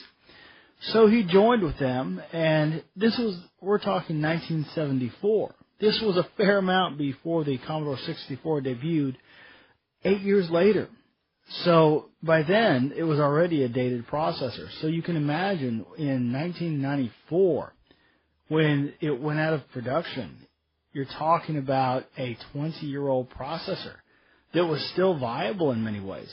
Many people have said that the Commodore 64 wasn't killed by being obsolete. It was killed by being uneconomical, where it was simply... And let's say something else about the lifespan of this microprocessor. The 6502 was used in the Atari 2600, which is perfectly reasonable given its timeline, but it was also chosen for the next generation of video game systems, the NES. This processor was also used in the Apple II. It had an incredible run and was used in some of the most famous gaming devices of the classic gaming era. But a lot had to happen before these CPUs would reach these machines. After the development of the 6502 was complete, which in itself is fascinating, they didn't have CAD systems to design the CPU. They actually hand drew it on paper and then constructed a model of each of the 6 layers of the microprocessor, an enormous model constructed out of paper and transparent plastic used in the movie industry. They would then photograph this final graphical representation of the chip down to a 10-micron size, which would then be used to make the mask, which was used in the etching machinery to produce the chip. This is an extraordinary process that one can hardly imagine today of drawing out a microprocessor. But at any rate, the development was completed and the microprocessor did work. In fact, they achieved astonishing results. They had a success rate of 70% in an industry where 30% was considered good. And in order for them to make this process a success, they had to sell it in volume. And to sell it in volume, they had to get into the hands of the people that would influence the decision-making process of using this processor in a product. So they loaded up a pickle jar full of these things, went out to the West Coast Computer Convention, and sold them in a hotel suite for $20 each. For $30, you could buy the I.O. chip that went with it, and another $10 for the manuals. And you would purchase this unit, take it home, and develop it. And that caught on, that got some buzz in the trade publications, but it still wasn't enough. So on top of that, Petal decided to develop a computer. Now, this wasn't the polished, finished product you would think of as a computer today. These computers then were actually a single-board computer with typically an LED display and toggle switch input or a small keypad. And they were really more equivalent to a calculator as you would know it today. Some of them could do rudimentary beeps, and you could program them to play, small songs. But they weren't computers, as in the sense of the Commodore 64. So this went on and on and on, and they continued to push the product out in front of others until Atari finally came to them and let them know that they're in the developmental stages of a new gaming console. And they wanted an extraordinary price on a package. They wanted the ROM, the RAM, the CPU, and the interface chip for $12 for the entire set. After carefully calculating the math, they figured they could do this and that Atari had a good shot to do this in volume since they'd had so much success with the Pong machines. At the very same time that this seed of success was beginning to grow, the calculator business, which MOS Technology was a principal manufacturer in, was really starting to get dicey. And Commodore, which was at that time a calculator manufacturer and a major customer of MOS Technology, knew this, and their business too was beginning to decline. In a move that's considered pretty underhanded, Jack Tramiel made several large purchases from MOS Technology and then withheld payment. This tactic would be something he would use throughout his career, where if you owed Jack Tramiel money, you were in trouble because he would use it as leverage against you. He simply didn't care about bond ratings and corporate credit ratings. So Jack went ahead and leveraged MOS Technology into a financial problem and then offered to buy the company out for a pittance, which they accepted, and MOS Technology became a wholly owned subsidiary of Commodore Computers. And this was critical to the development of the Commodore 64, because at that point, when you wanted to outsource a chip, you would come up with a design, send it to the fabricator, a prototype would be produced, and then you would test that prototype. This took time. Commodore, in a matter of days, not weeks, could turn an idea into a chip. And this allowed them to have tremendous internal capacity to prototype rapidly and bring to production rapidly products that they conceived of. After the acquisition of MOS Technologies by Commodore, things there didn't improve. The original design team of the 6502 one by one drifted away. The focus returned to making ICs for calculators, and Commodore was not a computer company yet. Chuck Petal was uncertain of his future and went to Jack Tramiel, the CEO of Commodore, and asked for the ability to start a computer company within Commodore under his own direction, which curiously Jack granted him. It was this same computer division that spawned off the PET, which was the Commodore computer, principally designed for business, but also used by some home users. The PET was the foundation of Commodore Computer Company, and this machine, essentially unchanged, remained in production for almost 10 years. And that's what Commodore was in those days. It was a business computer company that had grown out of a calculator company and didn't really have any intention of growing into a personal computer company. That took the step of the VIC-20.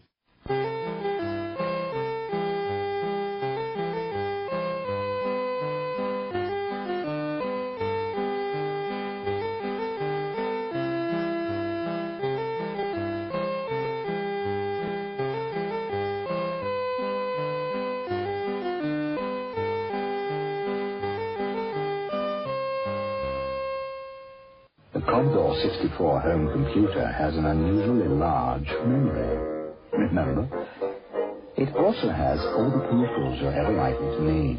Monitors, plotters, printers, disk drives, and a vast range of software, which means you'll get so much more enjoyment out of your home computer. The Commodore 64. Remember the enormous memory, but don't forget the peripherals and software.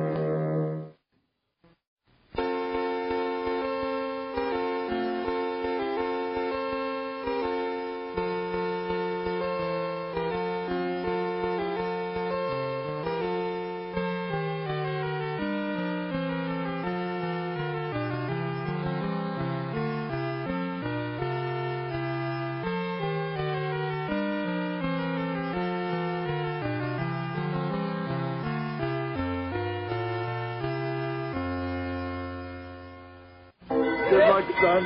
Make us proud. Forward! Right, Mom, all right! This year, 2 million families will send their kids off to college.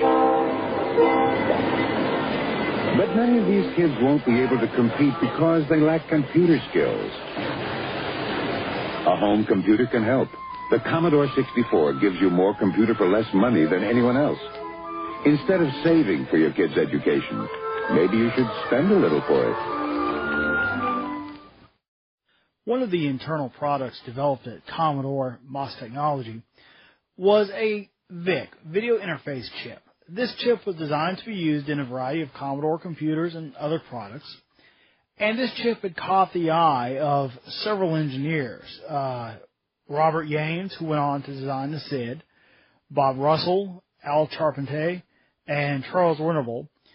And they created a technology demonstrator for Jack Tramiel, the head of Commodore. And it consisted of just a rather simple set of memory and sound and a 6502 processor that would demonstrate the capabilities of the VIC to Jack Tramiel. Tramiel came in to view the demonstration, looked at it, and said, ship it. And they replied with the graphics chip, and he said, no, the unit, ship the unit. And what Jack saw in that unit was a competitor to the Timex Sinclair and the TI series of computers. He really looked at this and saw it as a vehicle to enter Commodore into the low-cost home computer market, a market he had rejected just months before. And, they balked at this and tried to explain to him that it wasn't really a computer and he wouldn't have any of it. So that was it. The demonstrator was to become the VIC-20. Over the next few weeks, they had to turn this demonstrator into a computer. It didn't have an operating system. It didn't have an input-output chip. It didn't have the ability to even interface with its own keyboard that had been on there for display purposes. So this work was actually pulled off.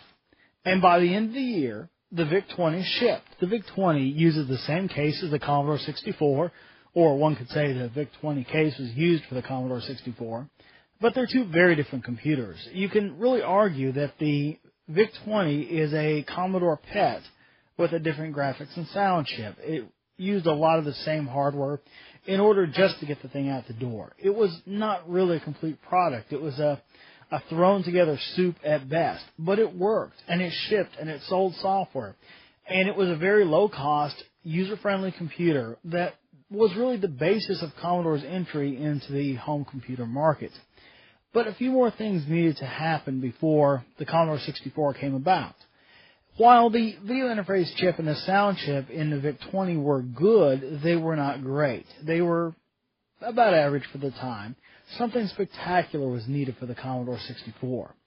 So Robert Yanes, one of the key people in the VIC-20, he was a musician, and he had always said that the sound chips that were out at the time were designed by people who really didn't understand music and that they were badly done. He had a new idea. Yanes had a vision for a sound chip that was really spectacular for its time. He wanted to create a sound chip that had a common oscillator driving 32 independent voices. And he had completed part of this work. He had completed an oscillator, and it was really doing some incredible music. And then the time factor came into play. What ended up happening is they replicated a single oscillator 3 times so that it could produce 3 independent voices. And they designed in a number of waveforms. So what you ended up with on this one chip was a partial implementation of his vision, and this chip could do several things. It could produce 3 separate independent audio channels. It had 4 different waveforms per audio oscillator. So that's 4 by 3. It could do a sawtooth, a triangle, a pulse, and a noise. It could do filtering, low pass, high pass, and band pass.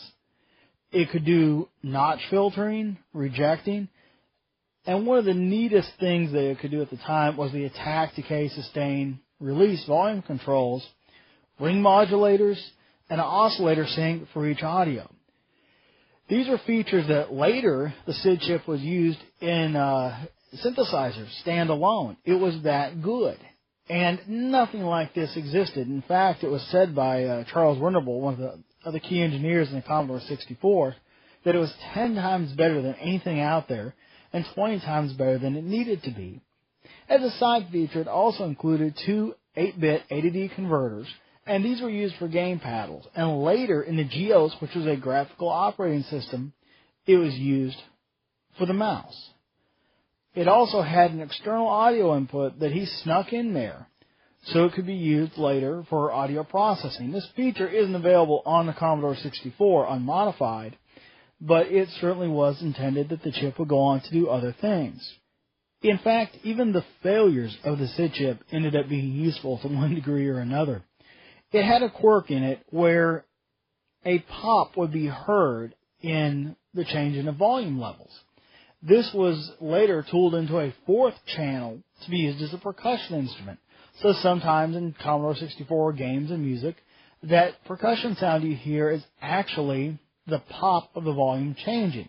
Now, this later came into play, if you recall, past Hardware Flashback, where we talked about the drum channel missing from a Hummer steering wheel that could be cobbled into a Commodore 64.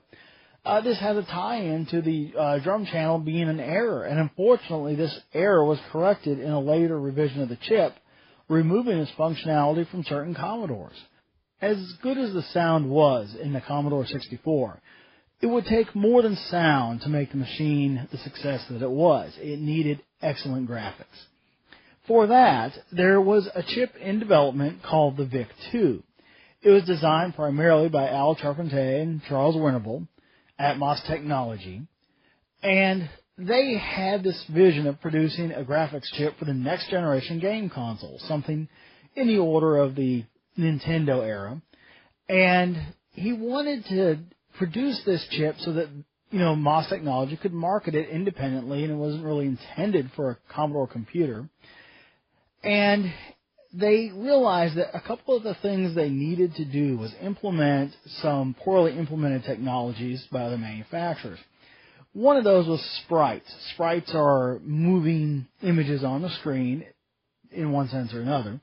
And this had been implemented to some degree on the Texas Instruments TI-99, and it wasn't quite up to snuff. However, these guys hammered away at it until they produced the ability to display an unbelievable number of sprites, and in fact, to toggle where you could flash between multiple sprites.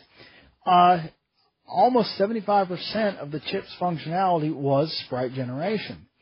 And one of the programming tricks in the Commodore 64 that really placed you from basic, text and simple graphics into the game graphics was the ability to master this sprite generation.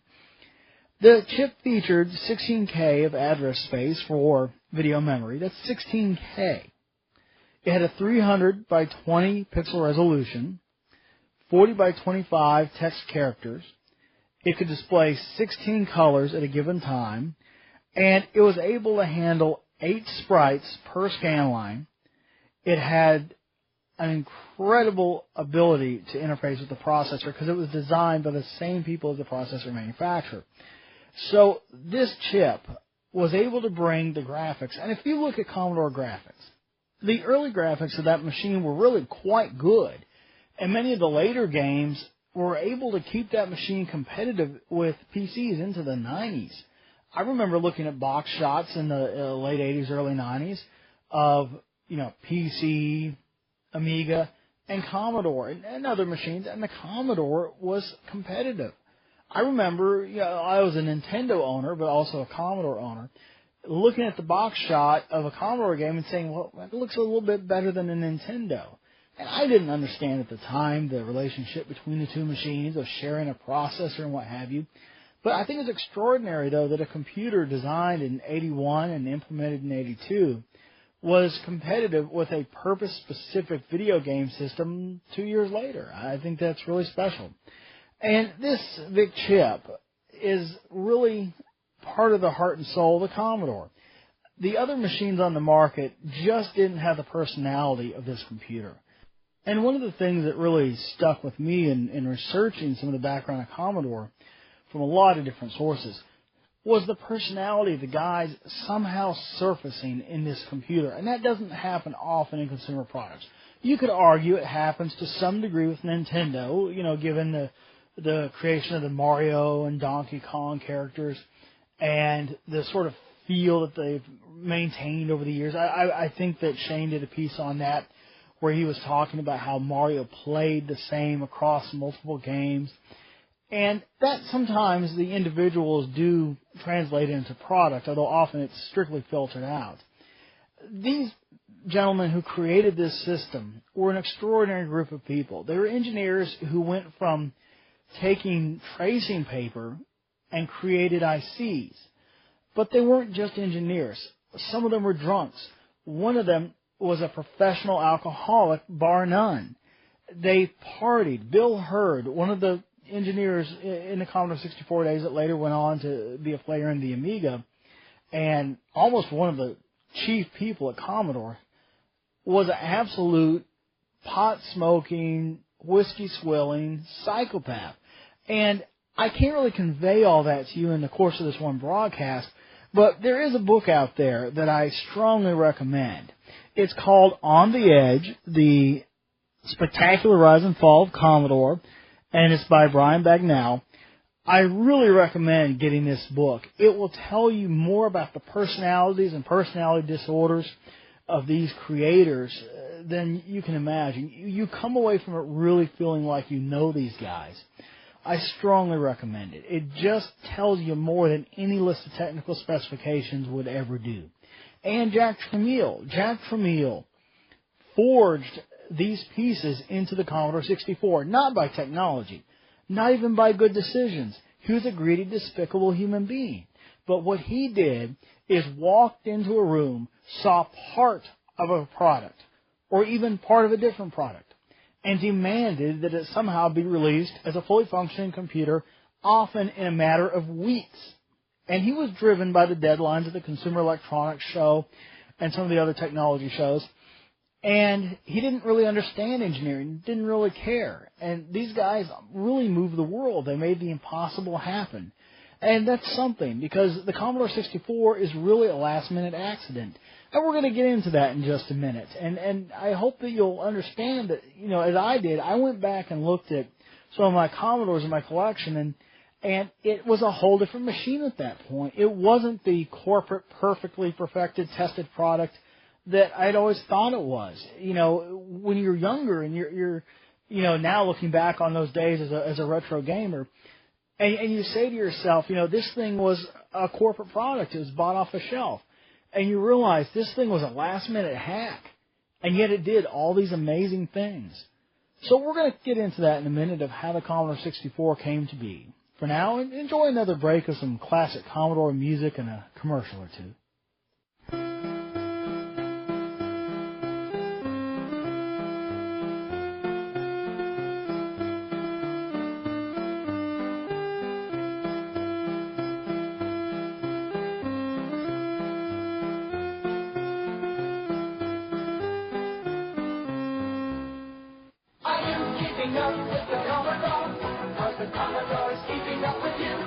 The world's #1 selling home computer is now in a family pack, the Commodore 64, plus data cassette and joystick, 4 software programs including Introduction to Basic, a teach-yourself program for the whole family.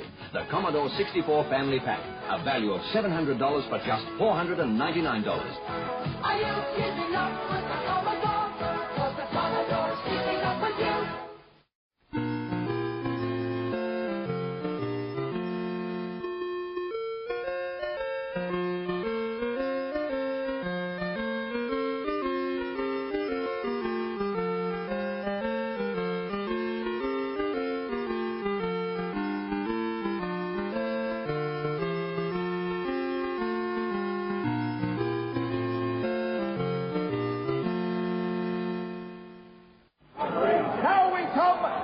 In the competitive world of home computers, the Commodore 64 is absolutely unbeatable.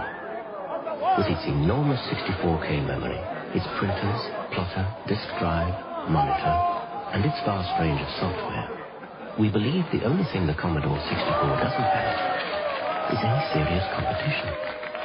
The Commodore 64. Never forget it's the world's biggest selling home computer. At the time of birth of the Commodore 64, memory was the buzzword and the key factor that sold a lot of computers much as processor speed is today. You had 16K, 32K, 48K machines such as the Apple II. 64K was the next big step.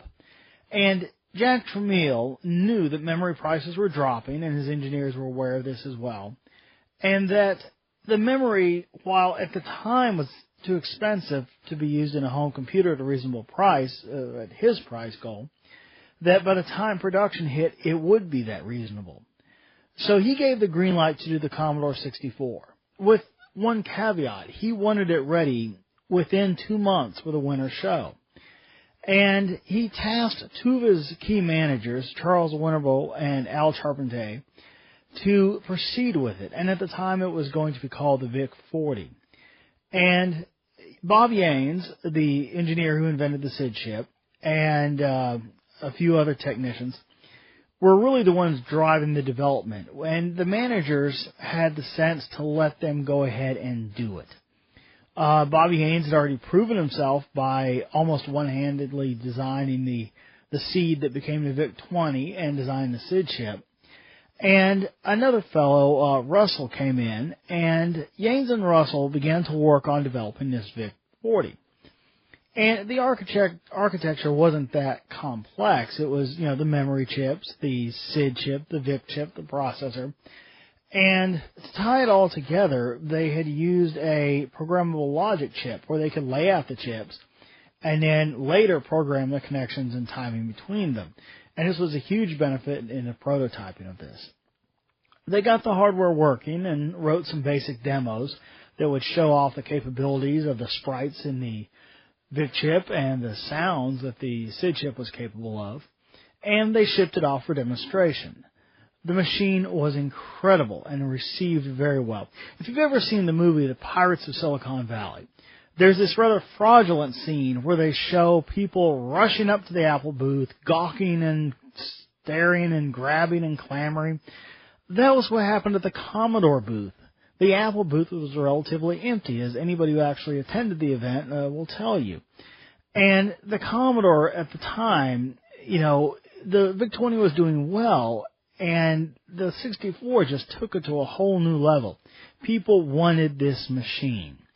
The only problem was, at that show, they didn't have a real production-ready machine. This was a prototype, and this was really just showing what the individual chips were capable of. And they, put it in a VIC-20 case, and people accepted that. They didn't really necessarily demand a new appearance of a computer. And Jack Tramiel, being very thrifty, left it the opportunity to save a little money. The 3 months following the Consumer Electronics Show must have really been a nightmare for the Commodore 64 engineers. They were under constant pressure from Jack Tramiel to get the product ready for production, and the product truly wasn't ready for production as an integrated system. They came up with a solution to a problem with the video system where they had color bleeds in phantom colors. The chip shared a common clock with the CPU and really needed its own clock. And they did this, but then found out they had wavy lines and other, interference in the display. So to solve this, they tied the two clocks together and synchronized them. The problem there was the chip was made by Texas Instruments, which was a competitor of theirs with TI-99. So a chip that would make or break the Commodore 64 in production was made by the enemy. So Jack Tramiel stole it, made a clone of it, and they put it in production. Another unfortunate compromise was, in order of efficiency to get the price point down, when they were doing the production version of the board, they saw some duplicate data lines going to the serial port for the disk drive. And they eliminated these duplicate data lines, and in fact they were not duplicates, they were actually the high-speed data lines, which means that the 1541 disk drive was capable of fairly fast speeds, and instead it was crippled, as were all disk drives attached to the Commodore 64, because they were forced to use a low-speed data method. This is why you would go to load Beachhead on a Commodore 64, and it would tell you 20 minutes and 13 seconds. You would go, have lunch, maybe hit the 2600 for a few minutes, then come back and play your Commodore 64 game. This was unfortunate, and if not this one little decision, it might have been a much better performing machine. But even with a 1 megahertz clock speed, and even with the crippled disk drive, the machine was still able to do what it did. Other failures of the Commodore 64 were comical in a way. The graphics chip would, once it warmed up, begin to produce blips of color around other colors, and it happened to be in this one specific shade of blue. Owners started calling it the sparkle bug. Well, the sparkle bug was eliminated by just changing the border to the same shade of blue as the sparkle, so it was impossible to tell what was happening. Other failures were not so comical. The power supply that they chose was under capacity, and I remember having several of them fail during the time that I was a Commodore 64 owner until I bought a repairable power supply called the Bigfoot, which is really just a 10 amp or 15 amp capacity power supply. The Commodore 64 power supply was overtaxed, and in some instances it did in fact cause fires. Despite all the trials and tribulations of getting this Commodore 64 ready, in August of 1982, the Commodore 64 finally shipped in bulk. And they had their share of problems in production. Approximately 30% of all the units coming off the assembly line were defective. They went ahead and shipped anyway, figuring that the percentage of returns they could replace later. I think this really backfired on them, but it was a decision that Tramiel made, and the Commodore 64 survived it. Over the next 12 years, despite many peripherals, fixes for the data problem and the disk speed drive, the core system stayed the same. It still had 64K memory, although various expansions did come out. They weren't widely adopted, and developers didn't always support them. The machine stayed the same at its core and survived for 12 years. Commodore did announce that they would discontinue the Commodore 64 in 1995. However, the machine ceased production in 1994 when Commodore went out of business after filing for bankruptcy. The Amiga was unable to save them, and perhaps for reasons that have been argued here on Retro Gaming Radio, that it was because it didn't include a CD-ROM drive in a CD-ROM world. And there were other attempts in between the inception of the Commodore 64 and the Amiga days where they attempted to follow on. One of them was the ill-fated Commodore Plus 4, which I saw one, and it was bad. Limited production. It didn't succeed. There was the Commodore 128, which was actually 3 or 4 computers in one, depending on how you look at it.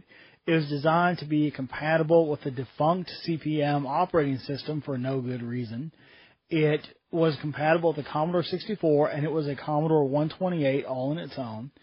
The 128 mode was used in a few games, as I recall, and a few applications, but by and large, most Commodore 128s ended up being used in Commodore 64 mode. It was just a slightly better-looking Commodore 64. It isn't uncommon that a product sometimes survives its successors, but the Commodore 64 survived several successors, survived the next generation system. It remained in production as long as the Amiga did. I think it's extraordinary that this little system, thrown together in a 2-month frenzy, and then hammered in production over the course of several months under even more frenzied pressure, that this system went on to become the icon that we remember as being the Commodore 64, and many of us still enjoy today. So this Christmas, let's all remember those days when we had Commodore 64s under our tree, and maybe, just maybe, you'll pull yours out of the closet and give it a go this weekend. Thank you very much for listening to the Commodore 64 special of the Hardware Flashback on Retro Gaming Radio.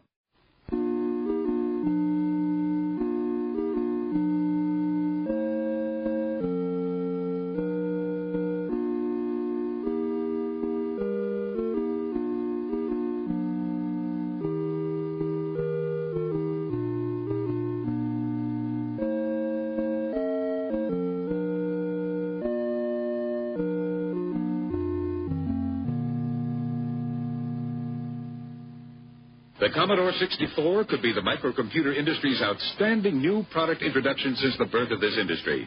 We didn't say that. Shearson American Express said it. Thanks, Subarurat. As always, another great episode, another great edition of the Hardware Flashback. Tune in next month and we'll hear from Subarurat again on his extensive knowledge on the Hardware Flashback. This month we're going to talk about a little Commodore 64 game called Adventure Construction Set. Now, a lot of people aren't familiar with Adventure Construction Set, despite the fact that it was well ahead of its time. One of the things I loved the most about Adventure Construction Set, or ACS, was the fact that you had complete control. Now, unfortunately, this wasn't always the best thing. The game itself came with 2 full complete adventures built onto the disc. So you could play those adventures, or you could create yourself a data disk and alter those adventures. So they would have the complete adventure for you. You could take that version of it, clone it, and then do whatever you wanted to it. The game itself was so detailed. It would let you get low level down to all the way down to the assets. Create your own monsters, create their strengths, their weaknesses, what they attacked with, what items they carried. You could even go so far as to edit the graphics. And this was unprecedented back when this came out. The game itself played very similar to other sort of pseudo turn-based type RPGs. You ran yourself around either a city type or an indoor type location, which didn't have to look indoors. It only had to act like indoors. And an overhead map where you could, then do world-style play, moving from town to town, through mountains, and that sort of thing. Again, part of the strength of it was the fact that you could build your own stuff. If you wanted to do a science fiction adventure, if you wanted to do fantasy, if you wanted to do, anything. Any sort of role-playing you could want to do, you could do with this thing. And as a bonus, they actually had sets. Things like a Nazi Germany set where they already had all of the different types of assets you would need to build a World War II adventure. A science fiction set, a fantasy set. So if you didn't want to start completely from scratch, you could pick a theme and get started.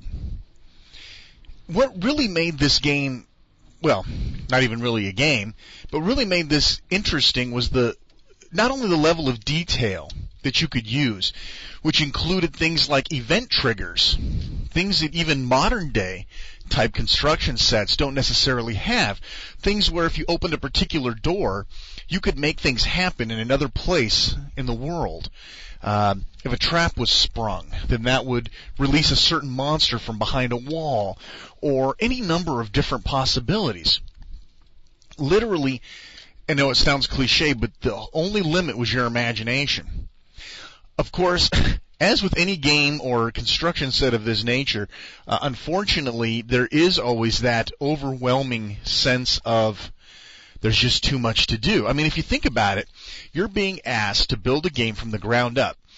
Put together the scenarios, put together the towns, put together the world, put together every little tiny element of the game. And certainly more than one person got to a point where they spent days and days creating assets, creating monsters, naming them something cool, giving them certain attributes, balancing the characters, the NPCs, and that sort of thing, only to find out that once they got that far, they were a little overwhelmed and weren't able to finish the game.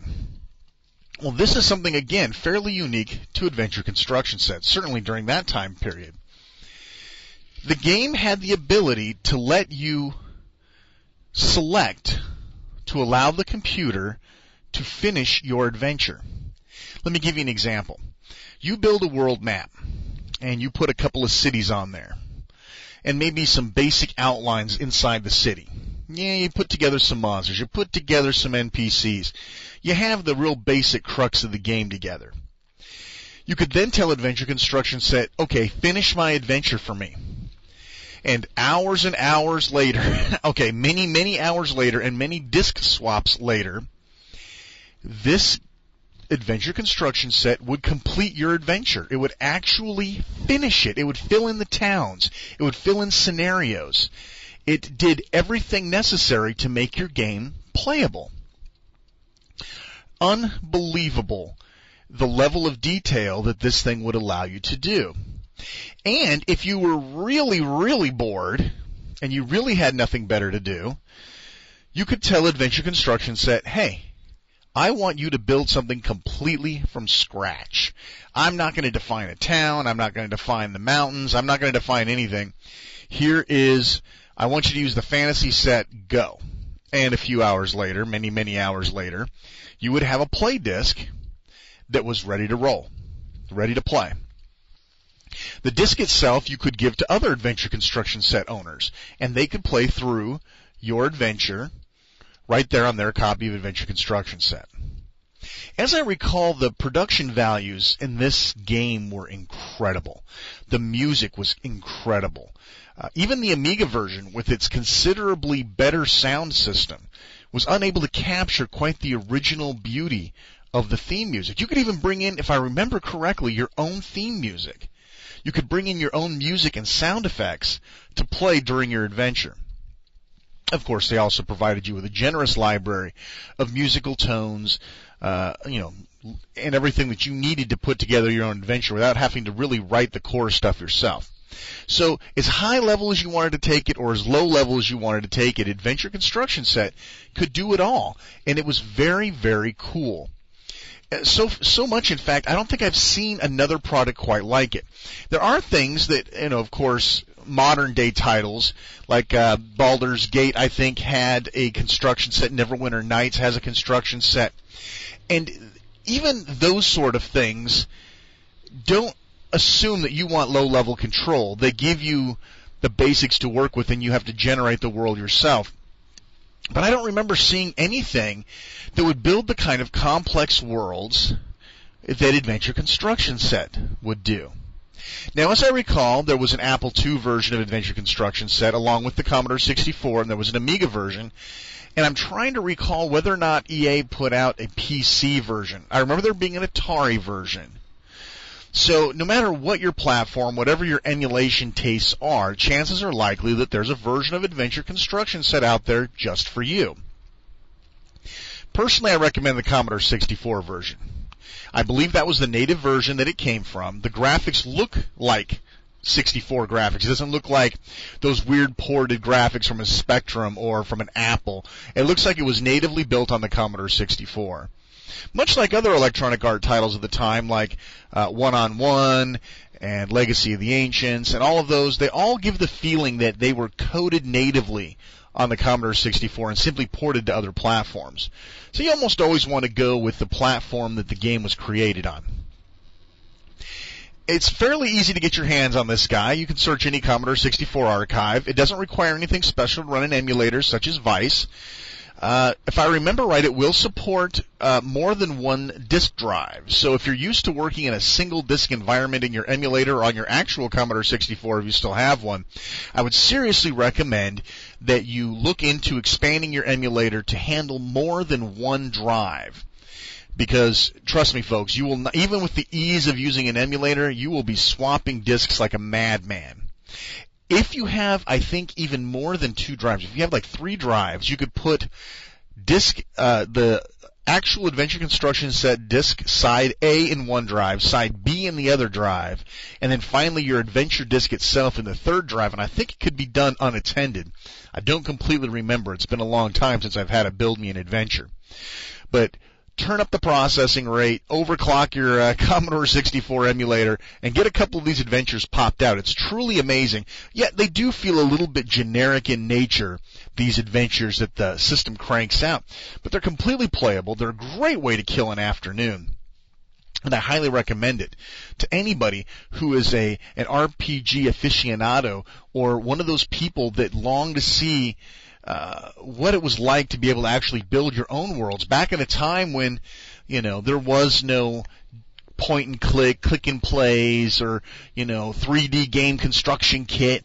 This was something that was revolutionary at the time and a real period piece, along with like Game Maker and some of the other titles that came out at the time that really showed that people were interested, programmers were interested in giving the power to create to other people. And that's something that I don't see that much anymore. And when you do see it, there's strings attached, so to speak. So I would check it out. That is Adventure Construction Set from Electronic Arts. This is back when Electronic Arts still kicked major ass. And I think I still have my copy of Adventure Construction Set, my original, that comes in one of those cool record, like those record cases, like the record sleeves that Electronic Arts was famous for back then. I think I still have mine, and it's simply an incredible experience that I recommend everybody takes a look at if you're looking for a little bit of 8-bit goodness. Lots to talk about. We've had several months here to work on Bits and Bytes, and I've got some real gems here for you. A couple look like they might be repeats, but it's been so long. We have so many new listeners. Well, hopefully you won't mind having a repeat or two. First up, I've got a link to a review of the Sega Classics Coleco handheld, which is another one of those 20-in-1 sort of pocket gaming systems that come with the games internally. It's got a TV out, handles Game Gear and Sega Master title games, things like Sonic the Hedgehog, Echo the Dolphin, blah, blah, blah, Echo the Dolphin, however you pronounce it. Anyway, they give an interesting little review. It's always nice to have reviews about these X-in-1 handhelds because so many of them are so crappy. Someone else has entered the arena of building custom personal arcade cabinets. It seems to be all the rage these days. Hanaho being, of course, one of the forerunners, and then X-Arcade made a portable cabinet for your home. Now these guys, who look like they're more like gamers for gamers type thing, they have an interesting looking goodie here called the Personal Arcade Machine. The name of the company's Awesome Arcades, and it looks like they have a little something for everybody.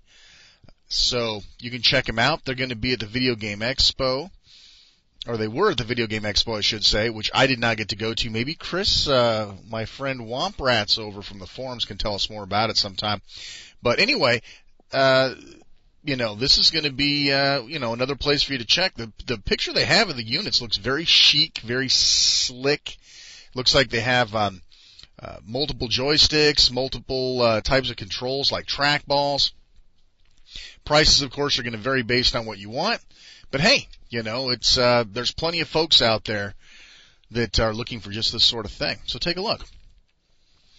Couple of different quizzes this month, a Nintendo NES quiz and an Atari quiz. These seem to be very popular amongst the classic gamers as well.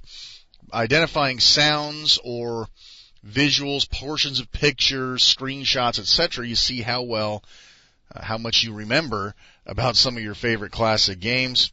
I scored okay on a couple of them, and then on a couple of them I didn't score so well. But hey, I was kind of a Commodore boy, so what can I tell you?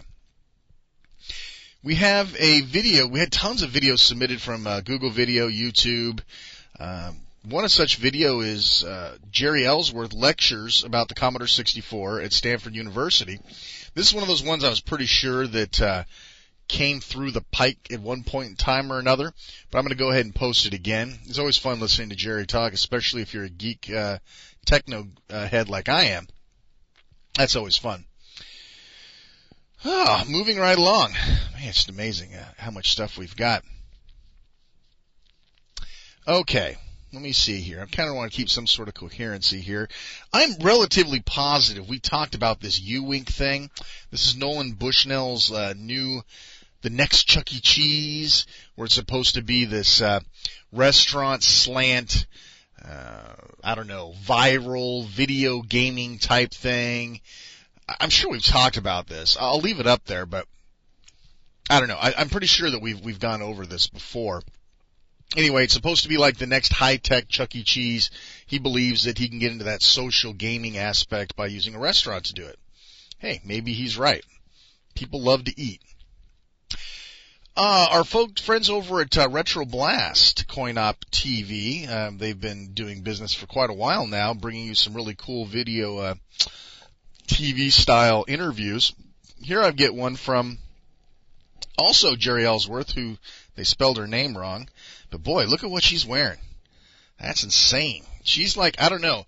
Jerry Ellsworth, she's a tech person, right? She's kind of that engineer, kind of techno geek style. But I'll tell you what, lately she's really been, I don't know, maybe she's working on a PR thing because she's just looking absolutely stunning these days. Good for you, Jerry.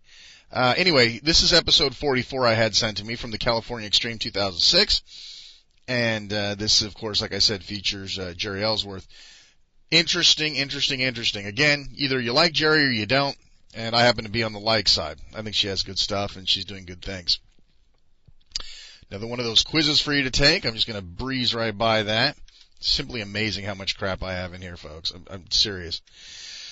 Okay, a couple of games got submitted for our looking at, and I'll be totally honest with you, I didn't have a chance to play either one of these things, but I will mention them. There's an interesting thing in here. It's a sort of one of those Fleet Commander kind of games, those games where you set up the starships and blast each other up. It's not like the one I was talking about a few shows ago, but it's sort of like it's a Star Trek style thing, and it's all tactical. It looks like you're looking at a submarine sonar or an air traffic controller screen. So it's not like you're, seeing Klingons flying up at you and the whole bit. It's all very strategic.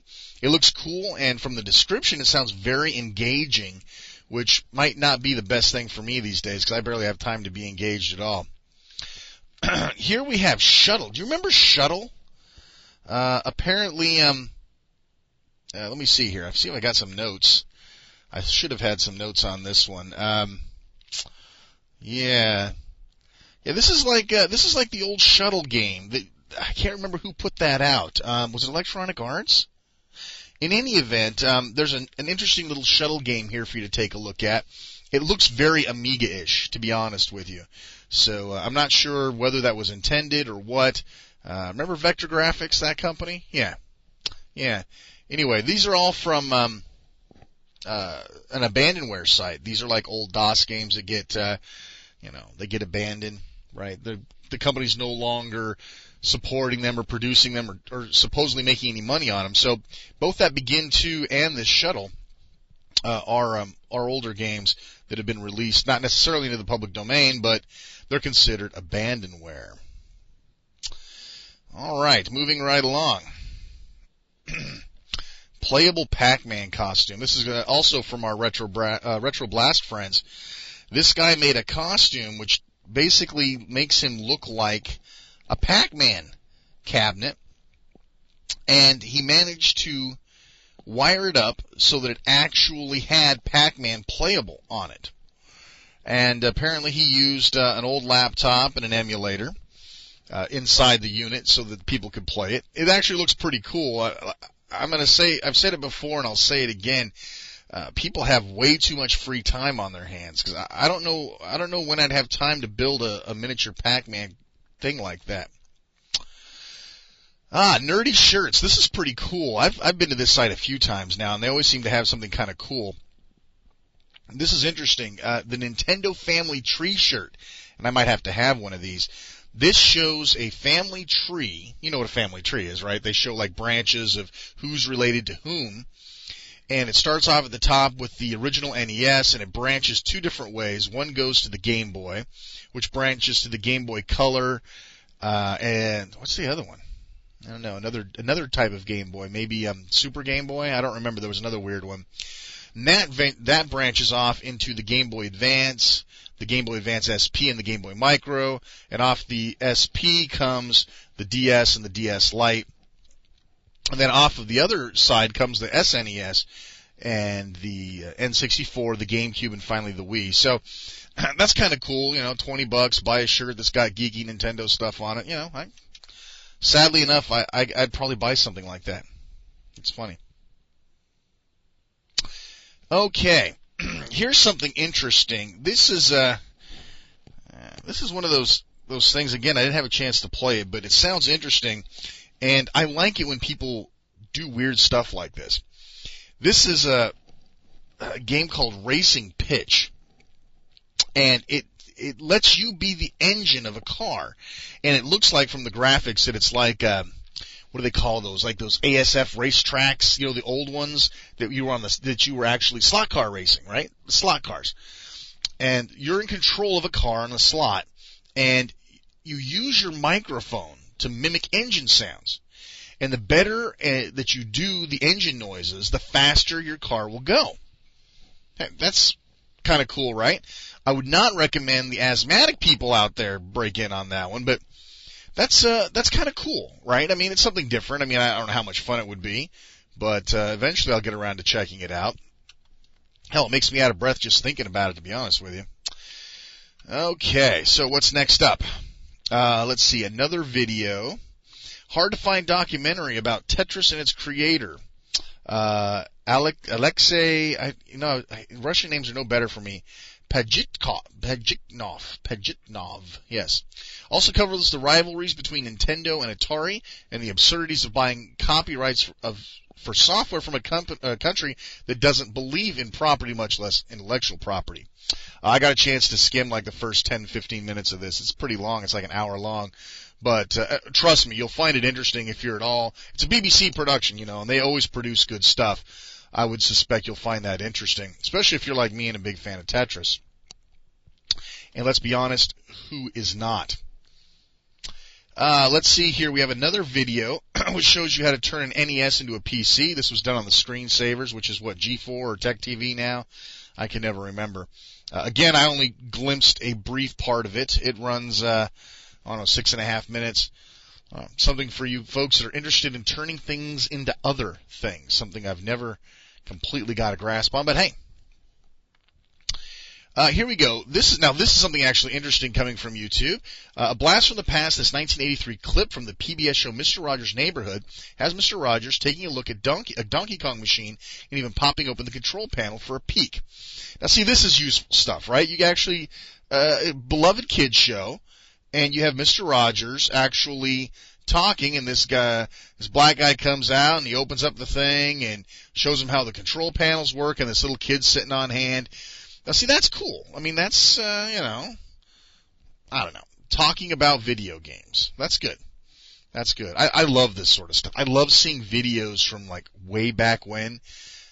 And, of course, YouTube's great for that because people have crap, you know, the rich people that had VCRs, like, back in the 70s, you know, back before Laserdiscs came around. And these guys have some amazing crap sitting around on videotapes that are laying around. The old Betamax stuff, unbelievable. Okay, here's an article, 100 Worst Games Ever. 100 Worst Games Ever. And let's see here. I'm going to do every 10 games here. Daikatana clocked in at number 100 according to this article. Yeah, I love this. John Romero's about to make you his bitch. No thanks. Number 90, Lawnmower Man for the PC. The mystery is, where the hell is the game hidden on 4 CDs? Nice. Number 80, Heads, H-E-D-Z on the PC. Collecting heads is about as exciting as it sounds. It's pretty funny. Men in Black for the PlayStation. Dull, drab, slow, and frustrating. We've all seen games like that. Number 60, Power Serve Tennis on the PlayStation. It couldn't be worse even if Cliff Richard sang between sets. Ow. Last Action Hero, Mega Drive, Super Nintendo. Believe it or not, the game was worse than the stinky film Arnold Strikes Again. Was I the only one that actually kind of liked the Last Action Hero movie? Maybe it's just me. Atlantis on the PlayStation. Horrible point and clicker with no looks or charisma. Number 30, Nagano Winter Olympics on the PlayStation. Rushed out to be released in time for the games. A monumentally dull button basher. D. The letter D. For the PlayStation, one of the most fundamentally flawed games ever. There's a strict 2-hour time limit. You cannot save your progress. So every time you play, you have to retrace your steps over and over again. Man, that does sound bad. And let's do the top 10. There's tons of stuff in the top 10 that I absolutely love, and I can't believe they're all in here. Night Trap on the Sega CD. The FMV shocker that outraged parents for its violence and outraged gamers for its shoddy gameplay. Well, I liked it, so screw you guys. First Encounters. Elite Sequel was actually an excellent game, but had so many bugs it wouldn't run on 95% of the PCs. Pac-Man for the 2600. That goes without saying. Custer's Revenge on the 2600. Superman 64. Charlie's Angels on the GameCube and the PS2. Plumbers Don't Wear Ties on the PC. Never saw that one. Dragon's Lair got smacked around. Yeah.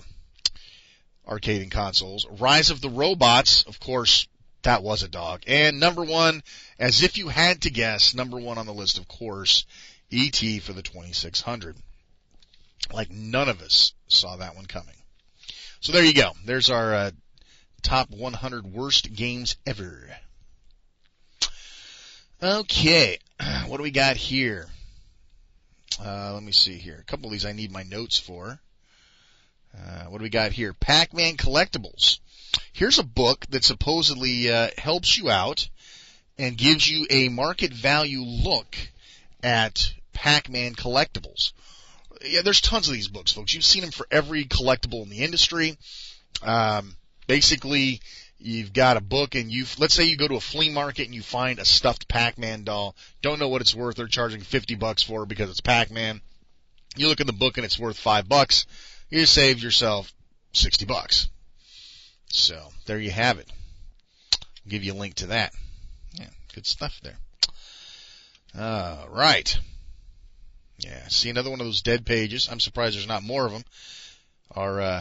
Our intern and information director, Flair, Fernando Garcia, is nice enough to keep on top of these links and make sure these things still work and weed out the nasty stuff.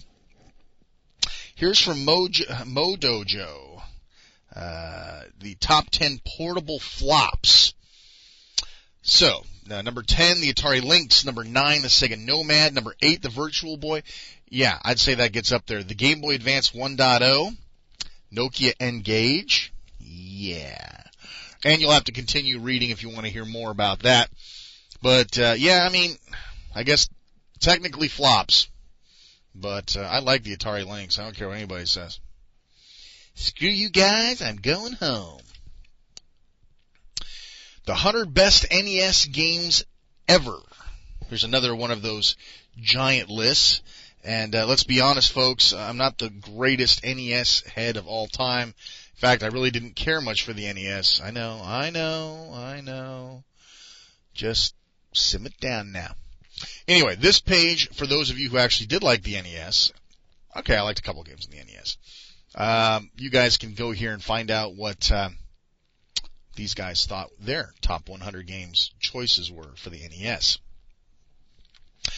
C64 intros. Now, see, this is cool. This is something that is a definite necessity in our world. These guys have gathered crack intros. Okay, I got to go back here a little bit because I know some of you have no idea what the hell I'm talking about. In the old days, when people pirated software, right? I'll give you an example. Commodore 64, the game Ms. Pac-Man comes out. So the game is heavily copy protected. It's got some weird crap on the disk that nobody can copy. So some cracking group gets a hold of it, some hackers. They figure out how to get the code off the disk and make it run without being on the disk. So they do that, and once they get the code all cracked down and it's all nice and it's unprotected, it's easy to distribute, they tack on like a little video. It's like a programmatic video. It's not like FMV or, it's not like watching YouTube. This is like, 1980 for crying out loud. But they would put some cool graphic demo, some demo showing how cool of coders they were, and they would send out greets. You know what greets are, right? They send out, shout outs to all of the other cracking groups that they think they're better than them. A lot of drama went on. And some of these guys, I'll be honest with you, sometimes the intros were better than the game. Yeah, well, you get the idea. I mean, these are really cool. And some of them, they always took some cool piece of music. They had scrolling text. They had this weird sine wave text.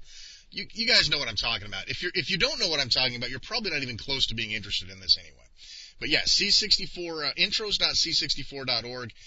You got to check that out. You'll absolutely love it. Good stuff. Okay, then, what do we got here? Next up. Well, this is that angry video game guy.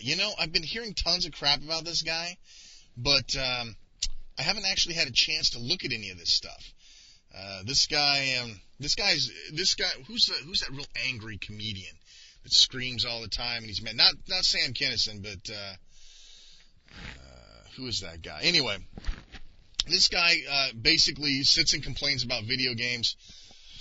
It's one of those things, I think, that either you love it or you hate it. So give it a look-see and see what you think. Hey, do me a favor, folks. Don't bother sending me your MySpace links because I'm not going to talk about anything that promotes MySpace. I'm sorry. I'm just not a MySpace promoting kind of guy. The Whitney Music Box. Now, this is weird stuff here. This is one of those weird science turns into technology, turns into music type thing. It puts these dots on the screen using some mathematical formula and plays music. Fascinating stuff. I can't even begin to, it's like a music box. You know what a music box is? The old thing where you wind it up and it goes ding, ding, ding, ding, ding, ding, ding, ding, ding, ding, ding. Anyway, this mathematical computation creates the things to play the music. So, hey, check it out. It's a web top distraction, to be sure. Strangely enough, I didn't get a whole lot of web tops distractions. Oh, Ben Heck is at it again. Ben Heck, the guy that basically makes portables out of everything, and, who could blame him? He this time took an Atari Jaguar and turned it into a portable. I don't know the usefulness of that. I know a lot of people that are big Jaguar fans, but I had one for about 2 weeks and gave it to my brother. I was just not impressed. I'm sorry, I just wasn't. Let's see what we had here. This was let's see here. This is the Flash version of Prince of Persia. Yeah, this is a desktop distraction. You can play Prince of Persia. It looks a lot like the SNES version, and you can play it right here online. This is from crazymonkeygames.com, and, these things always kind of freak me out because they're usually, semi-legal, and no one's getting any credit, and the gaming sites are making cash off of it, and no one else is, not the artists or anything. But for those of you who are I keep hearing you talk about Prince of Persia, you son of a bitch, and I've never played the original. Well, now you can get an idea of what it was like to play it right here on the web. Web top distraction. Here's an interesting article from redherring.com. Atari's founder trashes Sony and the PS3. Here's an interview with Nolan Bushnell, which if you haven't figured out who this guy is, then you're probably listening to the wrong show. I recommend dualscreenradio.com and WePlayRadio.com. Like how I managed to get a plug-in for my other shows while still managing to talk about classic gaming? Isn't that great? Anyway, this guy, of course, talks about his U-Wing, which we mentioned earlier, but let me see if I can find the exact quote. This is actually worth me reading. What about this is the question and answer session here. What about Sony's PlayStation 3 strategy? Nolan says, I think Sony shot themselves in the foot. There's a high probability they will fail. The price point is probably unsustainable. For years and years, Sony has been a very difficult company to deal with from a developer standpoint. They can get away from their arrogance because they could get away with their arrogance and capriciousness. Woo! I better look that one up because they had an installed user base. They have also historically had horrible software tools. You compare that to Xbox 360 with great authoring tools and additional revenue streams from Xbox Live. A first-party developer would have to be an idiot to develop for Sony first and not 360. People don't buy hardware, they buy software. But what about Sony's success with PlayStation and PS2? They sold more than 100 million units of each. Answer, it wasn't anything brilliant that they did with the PS and the PS2. It was timing. They had the right pricing at the right time.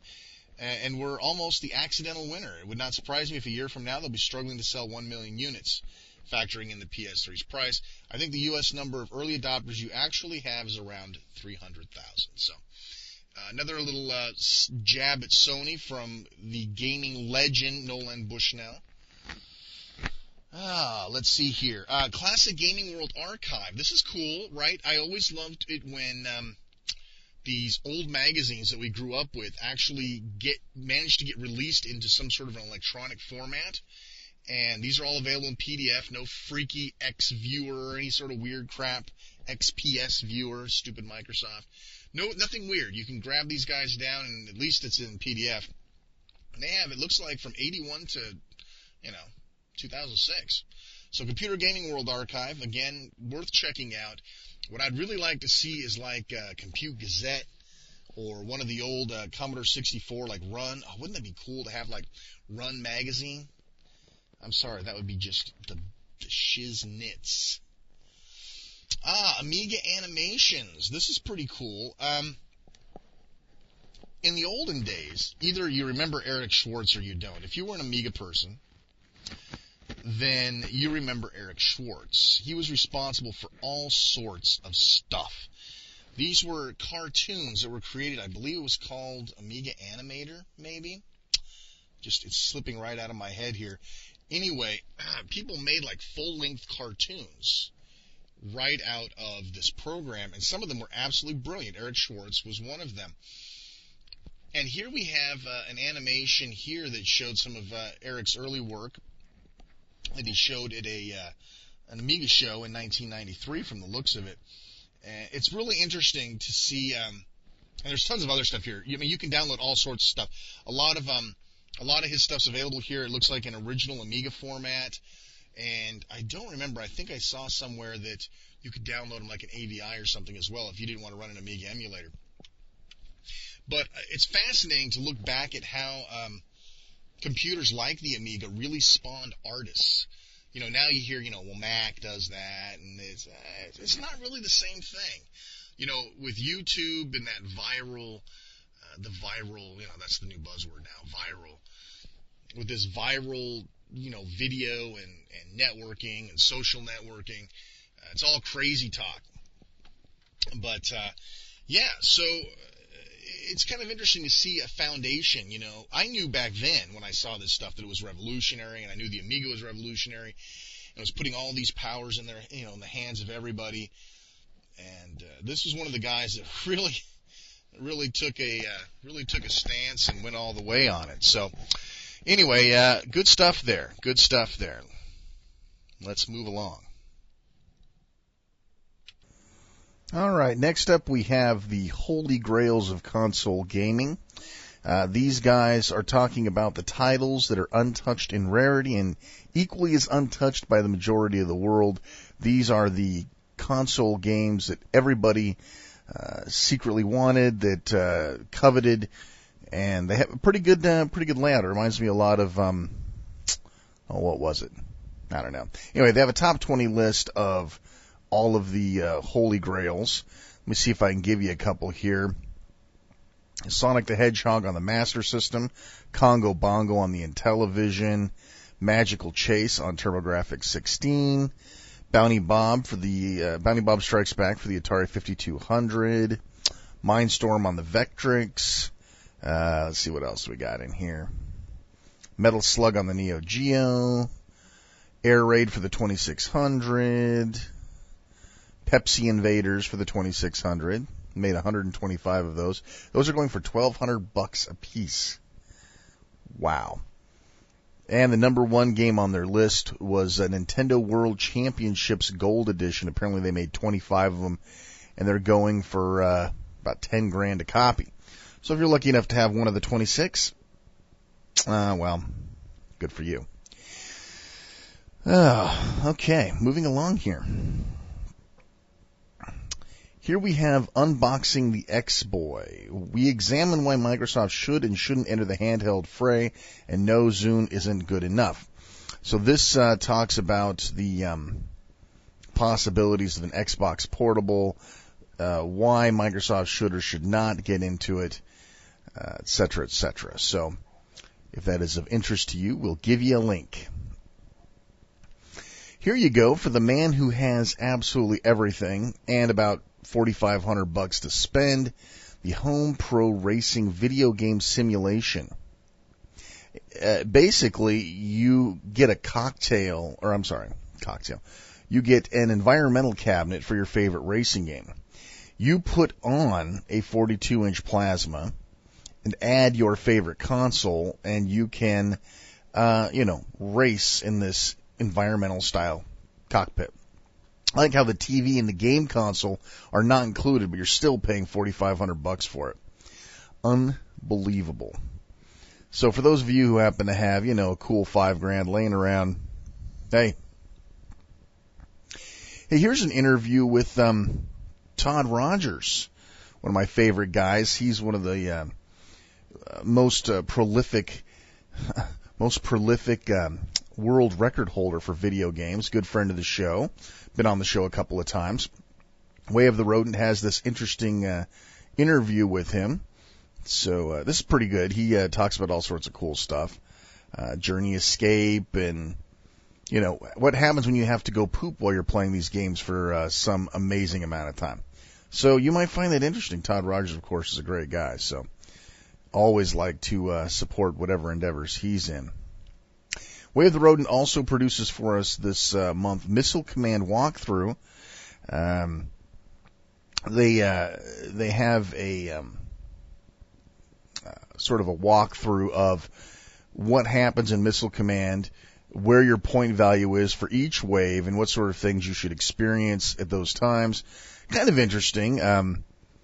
I've always liked Missile Command, but I've just never been that good at it. Then again, I've seen people that are absolutely amazing. Anyway, they've got a video to show you how they do it. I think the score ends up being like 1.9 million. I'm lucky to get 1.9 thousand on Missile Command. Nothing to say bad about Missile Command. It's more like bad to say about me. Modojo has another article for us. Rest in peace, the Game Boy. And basically, they say that the third pillar has crumbled thanks to multiple Nintendo stumbles and the unstoppable might of the DS, and they take a close look at the death of the Game Boy brand. I know a lot of people are like that. They're not excited at all about the DS. They wanted to see some new Game Boy come out. And I don't know, folks. I'll be honest with you. What else can I tell you? I mean, the audience has spoken.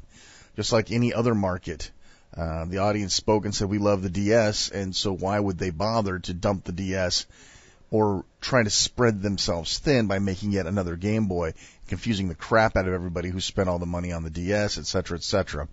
So, these guys are cool. This is a good article.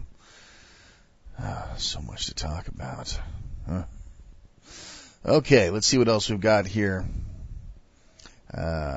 Complete walkthroughs in German.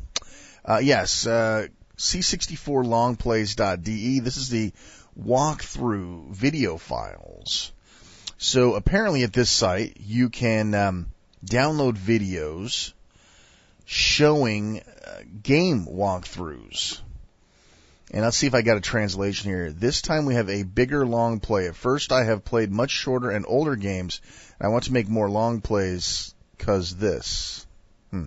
At second, I get much histories from other visitors from our page, so I could offer more new long plays as planned. Thanks for this, guys. Meanwhile, the 64 video database is really filled. Have fun with the new long plays.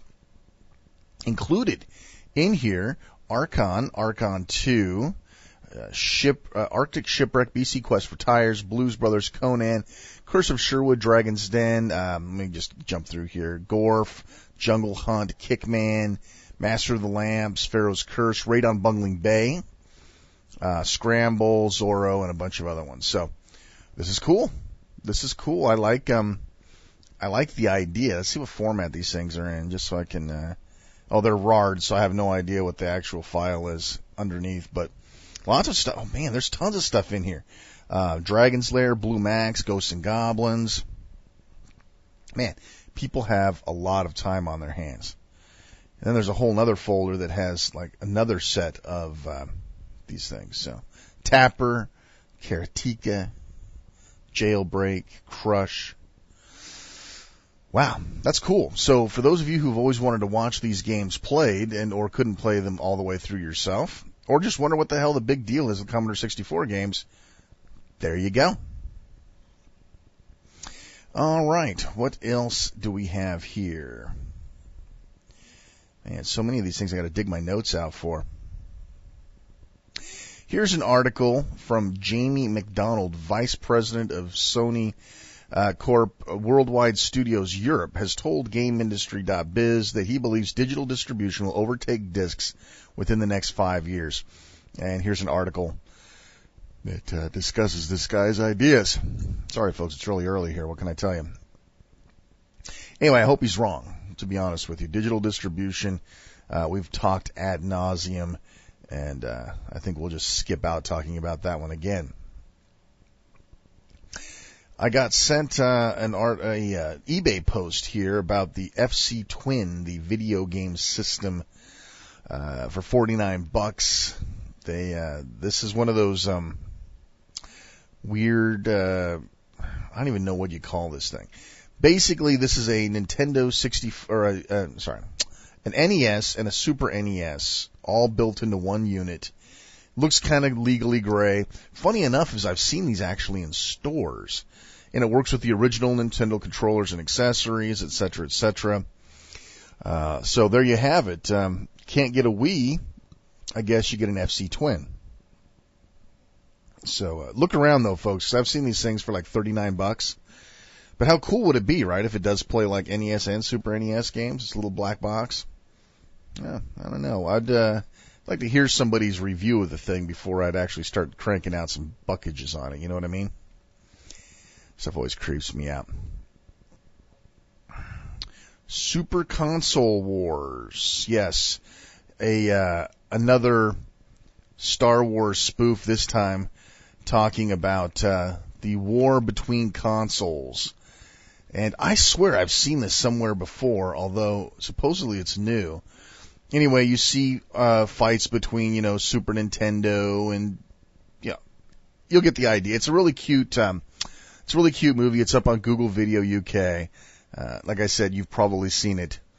The Gamepire Strikes Gold. I love that. Hey, for those of you who haven't seen it yet, I just recently stumbled upon the Chad Vader series up on Vio. And I'll tell you what, man, that's some of the funniest stuff I've ever seen. Is just too funny. Darth Vader's brother works as a manager at a convenience store. You got to see it. I mean, it's not classic gaming related, folks, but since we're talking about, Google Video right now, go to Vio.com, search for Chad Vader. There's four different videos. Watch them in order. It's like serial series. It's way funny, folks. I think if you're a big Star Wars fan, you'll love it. Here is another article from MoDojo. or Modojo probably is how it's probably pronounced. Touching has a dark side too. Sure, the DS has brought us a lot of genuinely innovative and fresh gameplay experiences, but it's brought us an unprecedented number of gimmicks as well when we take a look. So they talk about several games, a couple pages here. They talk about certain games that did not fare well with the touchscreen and the Nintendo DS moniker there. So especially if you're into not liking the DS, then you'll want to check that out. Okay, here's some interesting news. I'm actually going to talk more about this in another segment, I think. But here's what we have. Most of you have probably already heard about or own or wish to own a Nintendo Wii, the latest of Nintendo's video game consoles. One of the greatest things about the Nintendo Wii is its virtual console, similar to Xbox Live Arcade. Nintendo, sorry about this, folks. My goodness. I want you guys to try to figure out what it's like to live on 4 hours of sleep a night. And not like consecutive blocks of 4 hours of sleep a night. It's actually absolutely insane. Okay, now that I've had my wine with my cheese, here we go. The Commodore 64, is one of my all-time favorite computers, my all-time gaming computers of all time. And word on the street, and it's pretty much official, but it's never official till it happens, that there will be, get this, Commodore 64 games on the Nintendo Wii's Virtual Console. What does that mean? We don't really have a list yet, but I am guessing that we're going to see a lot of the more prolific, still active type games. We had recently the Commodore 64 DTV controller, TV out, all in one, runs 30 games, that sort of thing. And I'm guessing that the first ones we're going to see is, since those copyrights have already been secured and they've already been remade to work on a simple control, that my guess is those are going to be the first type of games that we see out. Games like Death Sword, Summer Games, Winter Games, Uridium, those will be the first games that we see come out for the Virtual Console. And I'll be honest with you folks, I'm stoked to hell to see Commodore 64 games come out on the Nintendo Wii. You really want to get me excited. Get Amiga games running on the Wii. And then I'll be totally stoked. So, anyway, we'll talk more about the Virtual Console either in this episode or in future episodes, because I think it'll be an important part of playing the classics as they were supposed to be. Not this weird reimagined crap. Let's see. Here's a feature. The Nintendo celebrates its 20th anniversary on October 18th. That's how far back we're backed up, folks. And ClassicGaming.com has a nice little article on Nintendo's 20th anniversary. And they show you a bunch of old stuff that, they have some cool stuff that looks like actually it was shot from the Classic Gaming Expo Museum. So, cool stuff. Anyway, so it's got some nice history. There's a couple of pieces of advertising stuff in here that's kind of cool. I don't know. Take a look at it. Big NES fans, you'll definitely not want to miss out on that. Here's an article about this teenager with disabilities, and they have managed. He suffered from epilepsy, and he's the first teenager to play Space Invaders using only signals from his brain. So these neurologists, neurosurgeons got together and wired this kid up, and he could actually play video games using only his mind. And here's the whole deal. This is crazy. Let me see if I can give you a little taste here. The teenager had a grid atop his brain to record brain surface signals, a brain-machine interface technique that uses electrocardiographic activity. Data taken invasively right from the brain surface. It's an alternative to frequently used technique to study humans called electroencephalographic activity. Woo! Or EEG. Hey, I know EEG. Data taken non-invasively by electrodes outside the brain on the scalp. Engineers programmed the Atari software to interface with the brain-machine's interface system. So, this is real next-gen stuff here, folks. This is Matrix-style stuff coming up here. I do believe we already talked about Nolan Bushnell enough for this. Let me close a couple more of these windows out here. Here is a nice little story about Will Wright. Of course, he's the guy responsible for the wildly successful Sims, SimCity, and he's working on this Spore game, which I'm sorry has gotten way too much press. And so he talks about what's going on. You know, it's got a history of Will Wright. It's a pretty good article. I skimmed through it. It's about 4 pages, lots of reading. Good stuff, especially if you're into historical looks at classic developers, and you know, who isn't? Okie dokie. Moving on. You'd think that this thing would end pretty soon, but it doesn't. Okay. Let me see what I got here.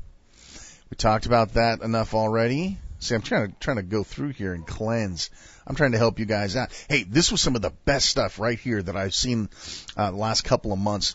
The Atari landfill revealed. Now we all know the urban legend, folks, that somewhere in New Mexico there is a landfill buried to the hilt with at least a bunch of Atari 2600 ET cartridges. Well, this is great right here. This site, this guy, was dedicated to finding out the truth, when it happened, who was involved, and what got buried in this landfill. Let me tell you, this will be some of the best reading you'll have in a long time. So check this out. It's got lots and lots of stuff, lots of newspaper articles to read. Absolutely outstanding. So I would check this out, folks. If you're at all interested in this whole landfill legend, you got to check this out. I mean, like I said, I spent a couple hours just pouring through this and all the linked sites and reading the interviews, and fantastic. I highly, highly recommend it.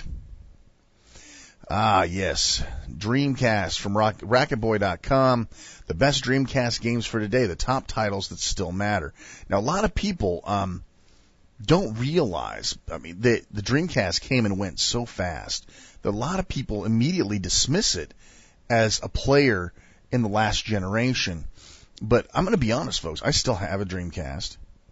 And there are absolutely tons of great games. I mean, seriously, let's say you couldn't get a Wii or a PlayStation 3 or whatever the hell else little Jimmy wanted for Christmas, literally you could jump out, pick up a dirt cheap Dreamcast, and find some absolutely fantastic games that were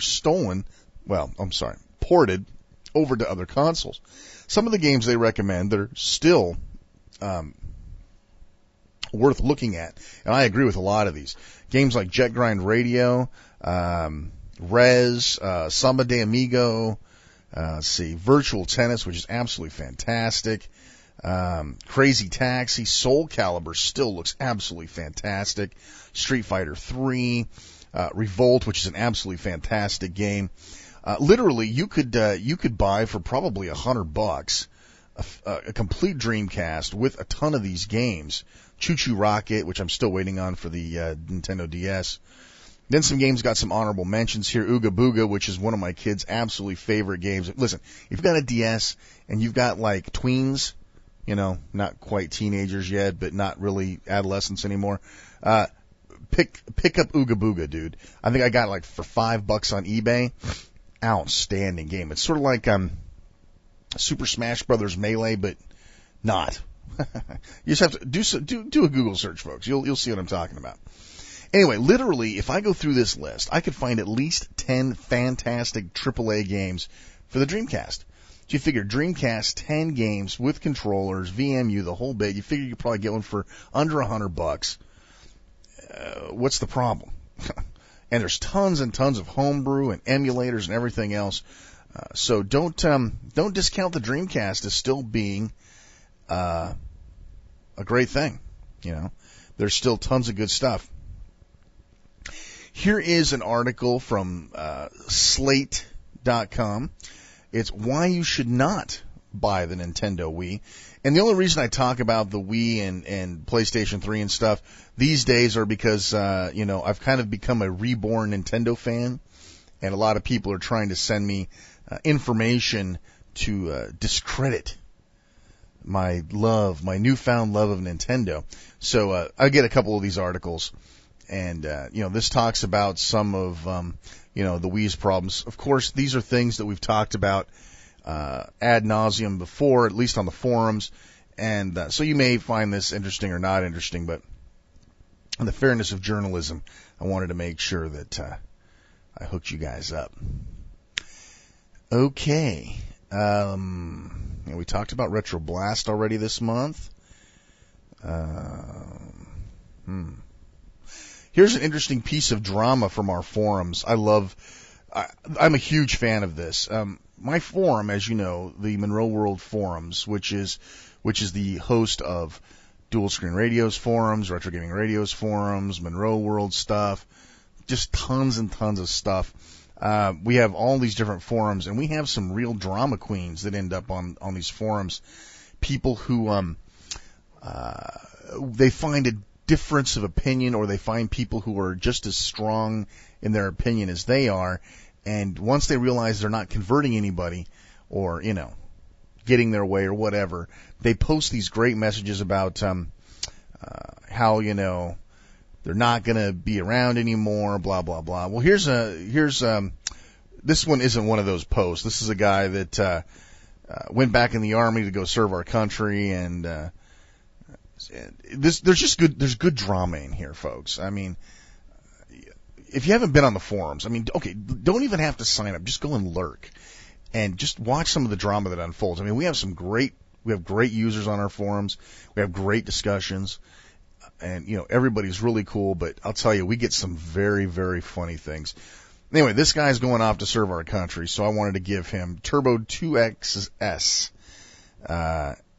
It's a pretty cool dude, and he's like I said, he's heading off, so I wanted to give him a little something nice. Of course, this was like months ago, so what can I tell you? PinballExpo.net, the 23rd annual Pinball Expo website is up, and this is going to be held in Illinois. Was held in Illinois on October 24th to 28th, and anyway, it's too late to go. That's the bottom line, and unfortunately, I hosed these poor folks by not getting a show out in October. Sorry about that. In any event, though, however, since this is the 23rd annual, I will expect there'll be a 24th annual. And for those of you who are big pinball fans like me, you can go here and see pictures and get links and contact those folks and see when the next show is going to be, and make sure you get over there if you're in the Illinois area. I, however, am not. So, unfortunately, that's just not going to work out. Okay, then. Continuing. I swear we're going to get to the end of this. It's going to happen. Don't I say this like every month? The Handheld Museum. Here is a really crappy-looking website. No offense. A crappy-looking website, but an incredible wealth of information. Basically, this gives you... Name it. Okay, let's say I remember the Digital Derby. The Digital Derby was a portable racing game. Used this little film with cars on it. Used like 2C batteries. It was from Tommy, I think. So I come to this site, Handheld Game Museum. I click on Tommy. And here is a list of everything that Tommy made. And believe me, Tommy's made a lot of crap. So I look on the list and I see if we've got Digital Derby on here. And here it is. Digital Derby. Look at this. Box shots. An actual shot of the unit. Instruction book. Oh, how cool is this, right? And there's a simulation available for Palm OS PDAs I can get a copy of. Wow. How cool, right? So you name it, this place probably has a link to it with pictures and everything else. Let me think. Parker Brothers. Okay, there's Parker Brothers. Wildfire Pinball. And there it is. Man, I played a lot of Wildfire Pinball. In fact, I actually ended up buying one because I had to have it. Anyway. Oh, see, there the baby's awake. 6 AA batteries. Oh, my God. It's like having a Lynx. Okay. So, Handheld Museum. Very, very cool. highly recommend you get in on it. I'm not sure why I got a link to this, other than the fact that maybe it'll be a cheap emulation box. This is what's called the Children's Machine. We have a Wikipedia article for you. Children's Machine is a low-cost PC for the poor children around the world. Also known as the 2B1 and previously as the $100 laptop, inexpensive laptop computer intended to be distributed to children around the world, especially those in poor countries, to provide an access to knowledge and modern forms of education. Basically, it's a $150 laptop, runs a version of Linux, Fedora. What else do we got here? It's got built-in wireless USB ports, built-in camera. It has flash memory only, keyboard, touchpad, and microphone, uses a nickel metal hydride battery pack, uses an AMD processor, a GX500. Not sure what that is. 100 megabytes of DRAM, 128 megs of DRAM, and a small TFT 1200 by 900 19 centimeter LCD display. So $150. Hey, that could be like the ultimate emulator on the Go machine, right? Hey, if it'll play MAME, we might have something there. That's probably why I got sent that. Okay. Here is a Japanese Sonic Sega website that has a downloadable, we talked a few months ago about those little paper projects where you could print out these arcade cabinets, right? These little miniature arcade cabinets, you cut them out of paper, you fold them up, and you have the cabinet. Well, this is another one of those sort of things that you can download. They call it Papercraft. And anyway, so if you click the blue box, you can download a copy of a little, I don't know, it looks almost like a little diorama of a Sonic scene, Sonic the Hedgehog scene. Very cool. I didn't do it, but the picture looks cool. Speaking of Sonic the Hedgehog, Mo Dojo has a Sonic Speedy Portable Pass to look back. This is a Sonic the Hedgehog retrospective talking about all 7 of the handheld systems that Sonic appeared on, including the Sega Nomad, the Game Gear, the Neo Geo Pocket Color, and others. So, big Sonic fan? You want to check that out. Okay, here's another interesting. We got more Dreamcast stuff. Dreamcast gets heart extension. Yeah, so we ended up getting a game called Trigger Heart Extension for release in February 2007. It is a port of the Naomi arcade game Trigger Heart Exlica,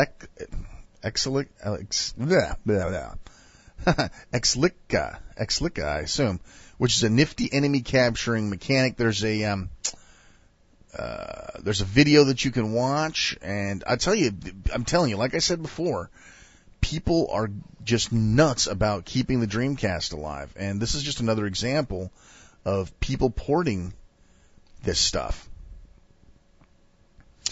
Okay, what else do I have here for you? Live action hamster video game. So in this video, hosted at YouTube, they created a, how do you put this? They created a hamster maze.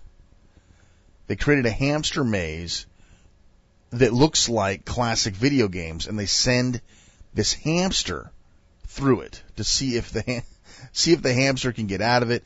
There are, the person controls little creatures that drop on them. It's actually pretty cute. I mean, the hamster, of course, is adorable. But you'll see scenes from great games like, let me see if I recognize any of these off the top. It looks a lot like the old Spectrum creepy games where knives and stuff chase you. Yeah, it looks like one of those. So, and it's kind of funny. They have the hamster disappear when he dies and stuff like that. So, that's really cute. I mean, people have way too. My wife commented the other day when I showed her a video that people strangely have far too much time on their hands, and I gotta agree, they do have far too much time on their hands. Here's another sort of a web top distraction for you. It's actually a video game, though, called N, the puzzle platformer with physics and style. You're a little dude running around a puzzly world inhabited by aliens. The ninja is driven not only by the thirst for gold, but also by a physics simulation. And let me see if what else I can tell you about. So basically, this is a one of those more simple puzzle games that have a lot of physics built into it. I haven't had a chance to play it yet. The screenshots look interesting, though. So if anybody has had an opportunity to play it, I'd love to hear people's impressions. Interesting website too. I like the abstractness of it. Technical Metroid Level Designer. This is a technical explanation of how rooms and level design actually work in the NES Metroid card. It's amazing to see how the developers made a massive world with such limited capacity and design capability. Many NES games follow the same room data design. So this is kind of interesting. This gives you an idea to look behind the scenes and see how they took these little tiny cartridges and pumped giant worlds out of them. Always interesting. Hey, Wood Pixel. Now this is kind of fun. I've ordered a few of these from, or something similar from like Play Asia or Lick Sang when it was still around. This is a wooden. It looks like a wooden frame that has, a checkerboard pattern that you can plug in multicolored wood blocks. So just go to the website. You'll see exactly what I'm talking about. The wooden pixel cubes feature 6 sides with a different tone color of wood. Simply rotate the cubes to create your own wood pixel art piece to hang on your wall. So what this is it's basically like it's sort of like a puzzle that you put together using. It's like a real world paint program. You get to, using wooden blocks, you can paint a picture of, they show like an alien from Space Invaders. I actually, like I said, I've bought a couple of these that were, designed specifically for a certain character, like Pac-Man or, Dig Dug. This seems a little more, quality. This looks like a little more like living art that you would want to put on your wall and change every couple of months. Unlike the cheap little plastic thing I got from Play Asia. So, I think it's kind of cool. I might have to ask for one for Christmas, but it's not too late. Because that's the sort of thing that I would, the sort of thing I'd do. LED head or LED head classic handheld electronic game recreations. LED head is a program that simulates the classic electronic LED handheld games of the 70s. Remember Mattel's electronic football, right?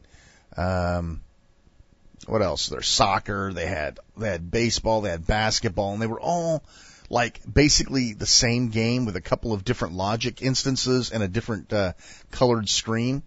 Well, this free download will allow you to play or get those simulated recreations of these old games. This is a simulation, not an emulation. That's important to point out, and it's interesting. These people, again, have too much time on their hands, but I'm really glad that there are people out there that have time to do it.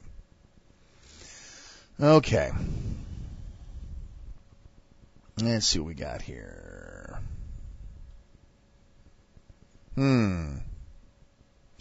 Here is an example of a failed digital distribution service, Triton, which I've never even heard of. I guess Steam gets all the press, right? Has shut down its digital distribution service. The service was responsible for the digital distribution and management of Prey. There we go. That explains why I don't know it. And without it running, downloaded copies of the game cannot authorize and launch until things are cleared up further. Even 3D Realms is unclear as what all this means. Here's the post by web guru Joe Siegler. After checking into it, we've been informed that the Triton service is shutting down. We should have some information about this shortly. I don't have any further information, blah, blah, blah. So here's one of those things that sort of talk about the dark side of digital distribution. These places don't stay around forever. And let's say that you love Prey. Let's say Prey is your Dragon's Lair. because that's Dragon Slayer's my thing. Let's say Prey is your thing. Well, now you've got a copy of it. You'll never get to play again unless you get a pirated copy of it. Because digital distribution means you don't own anything. You don't have the ability to run that when you feel like it, where you feel like it. It's the ultimate digital DRM. And there's a lot of comments here. It's worth reading through a lot of these comments just to see how other people feel about this particular model. I don't know about you guys, but it makes me mental. The Neo Geo for Life music player. Here's a music player for you Neo Geo lovers. There's a jukebox here on their website that plays random tracks from various SNK games, which you can listen to while browsing browsing their website and looking at their forums. So, kind of a neat thing if you're a real fan of Neo Geo music, and I know a lot of you are. I know there's tons of Neo Geo fans out there. This is a cool thing. Sorry, folks. I gotta get through this. Clone A Project. In an exclusive interview with the magazine Total Amiga, Jen Schofield reveals our latest project. For the last year, we've been working on a cycle-accurate reproduction of the Amiga chipset in FPGAs under the code name Clone A. The prototype versions of the Clone A chips mounted on a real Amiga 500 motherboard will be demonstrated at the Amiga West Show 21st of October, Sacramento, California. To prove compatibility even in the early stages, we encourage show visitors to bring along Amiga 500 compatible disk try. Both developers of Clone A, Oliver Acton and Jen Schofield, will be in Sacramento to answer your questions. So apparently you can check out the Total Amiga website and get some more details. This would be really cool, folks, if we can actually get all of the Amiga chipset into a chip. We can start seeing a lot more progress in getting, Amiga all-in-one type handheld devices. I'm not sure who would buy them because, all of us Amiga folks have kind of moved on, and there's that nostalgic value, and some of the Amiga games are absolutely great, but I just can't see it going mass market, which is unfortunate. Here is the Child's Play auction for an Atari 2600 dev kit. Let's see if I can, let's see. On the off chance any of you out there actually have any money, now is the time to dig deep. Win this auction, not only are you going to give to charity, you're scoring an awesome piece of gaming history. This Atari 2600 video game system was used from 81 to 83 by the Magic Game Company. Magic, of course, responsible for great games like Cosmic Arc, Atlantis, Dragonfire, all sorts of other good stuff. Company to develop and debug their games, and Magic modified it, putting the CPU chip on the outside and a quick release socket. This was to allow the use of an in-circuit emulator to debug games. This is one of only 3 2600 systems that were ever modified this way, and this is the only one known left to exist. So, let's see what this actually ended up going for, folks, because that's the best part about this. Let's see. What? What do you mean I can't? Oh, here we go. $735 is what this went for. Fairly cool, right? Let's see if they had anything else interesting. They had some interesting pictures. They show the chip on the outside. That's pretty good for a 2600, right? So, there you go. Let's see. Another military game. Yes, Armed Defense does enough things differently that won't make you feel like you're playing yet another Medal of Honor rehash. Game visual style is unassuming, which attributes to its realism. Lighting, character models, and open environments are less grandiose than what you expect.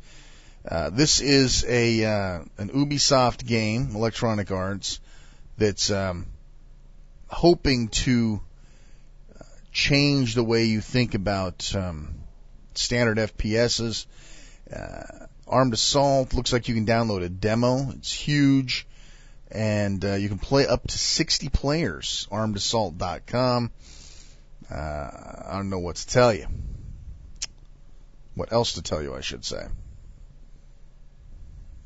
We talk a lot about Space War as being like, or Computer Wars as being one of the first computers out there, the first computer games out there.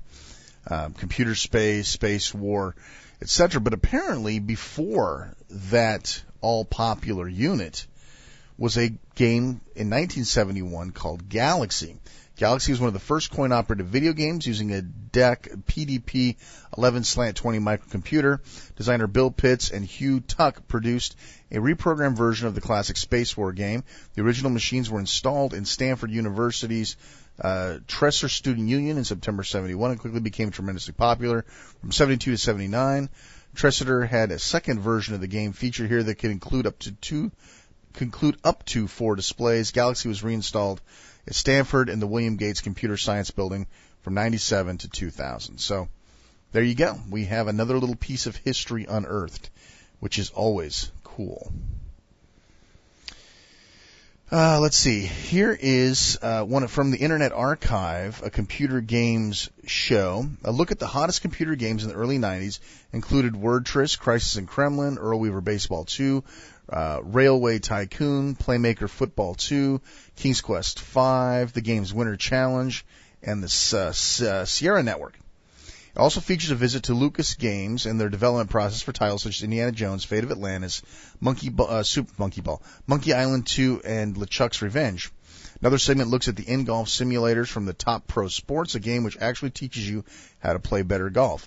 So this is one of those cool episodes where you actually get to see some of your favorite games talked about on television. Sometimes that's really cool. So that, of course, was from the old Computer Chronicles show.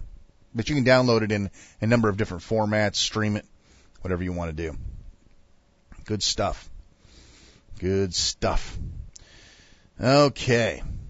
The Game Room Magazine's Hot Game Room Gifts Guide. Looking for that perfect gift? Game Room Magazine presents the hottest game room toys for the 2006 holiday season. So this is one of those PDF type online magazines or e-zines that will give you a nice look at some of the holiday goodies that you can get that special gaming family. There's several different items in here. Arcade in a box, personal pinball. See if there's anything else. A cool bowling game, Rockin' Bowl-O-Rama. See what else is in here. One More Time jukebox. This cool. There's a game table called the 9-in-1, which lets you do all sorts of things from foosball to bowling to ping pong to air hockey, all on one single little box. There's some other stuff, a stern table, a cheesy little Pirates of the Caribbean pinball. I saw that at Best Buy. It makes you want to kill somebody because it's pretty cheap. But anyway, so Game Room Magazine, I've seen a couple issues of that before, and that's pretty cool. Okay, what else do we have here? My goodness.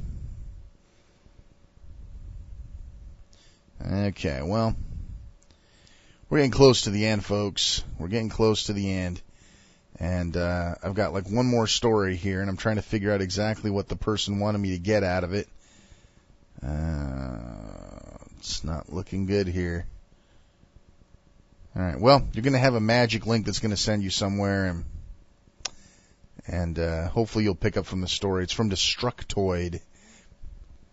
I think this had something to do with snakes on a plane, but I don't see what the guy originally sent. He sent me to a news page.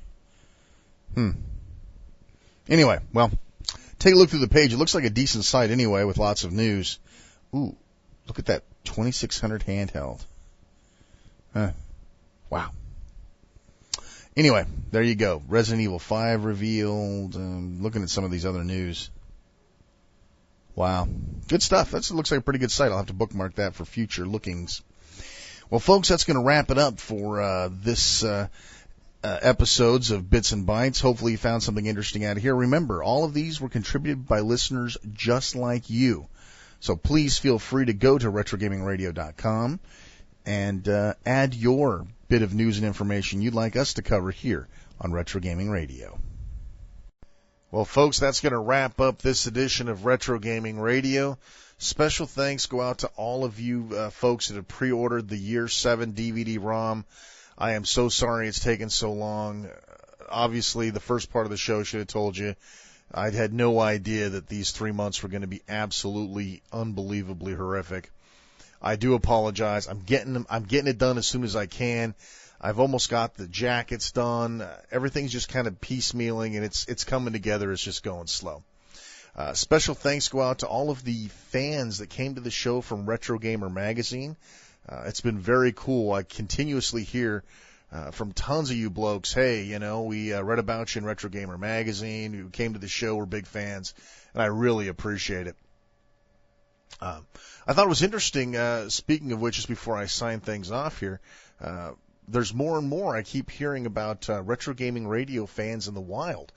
In other words, people you come up to on the street, you don't know them, you've never talked to them, and it turns out that they listen to Retro Gaming Radio.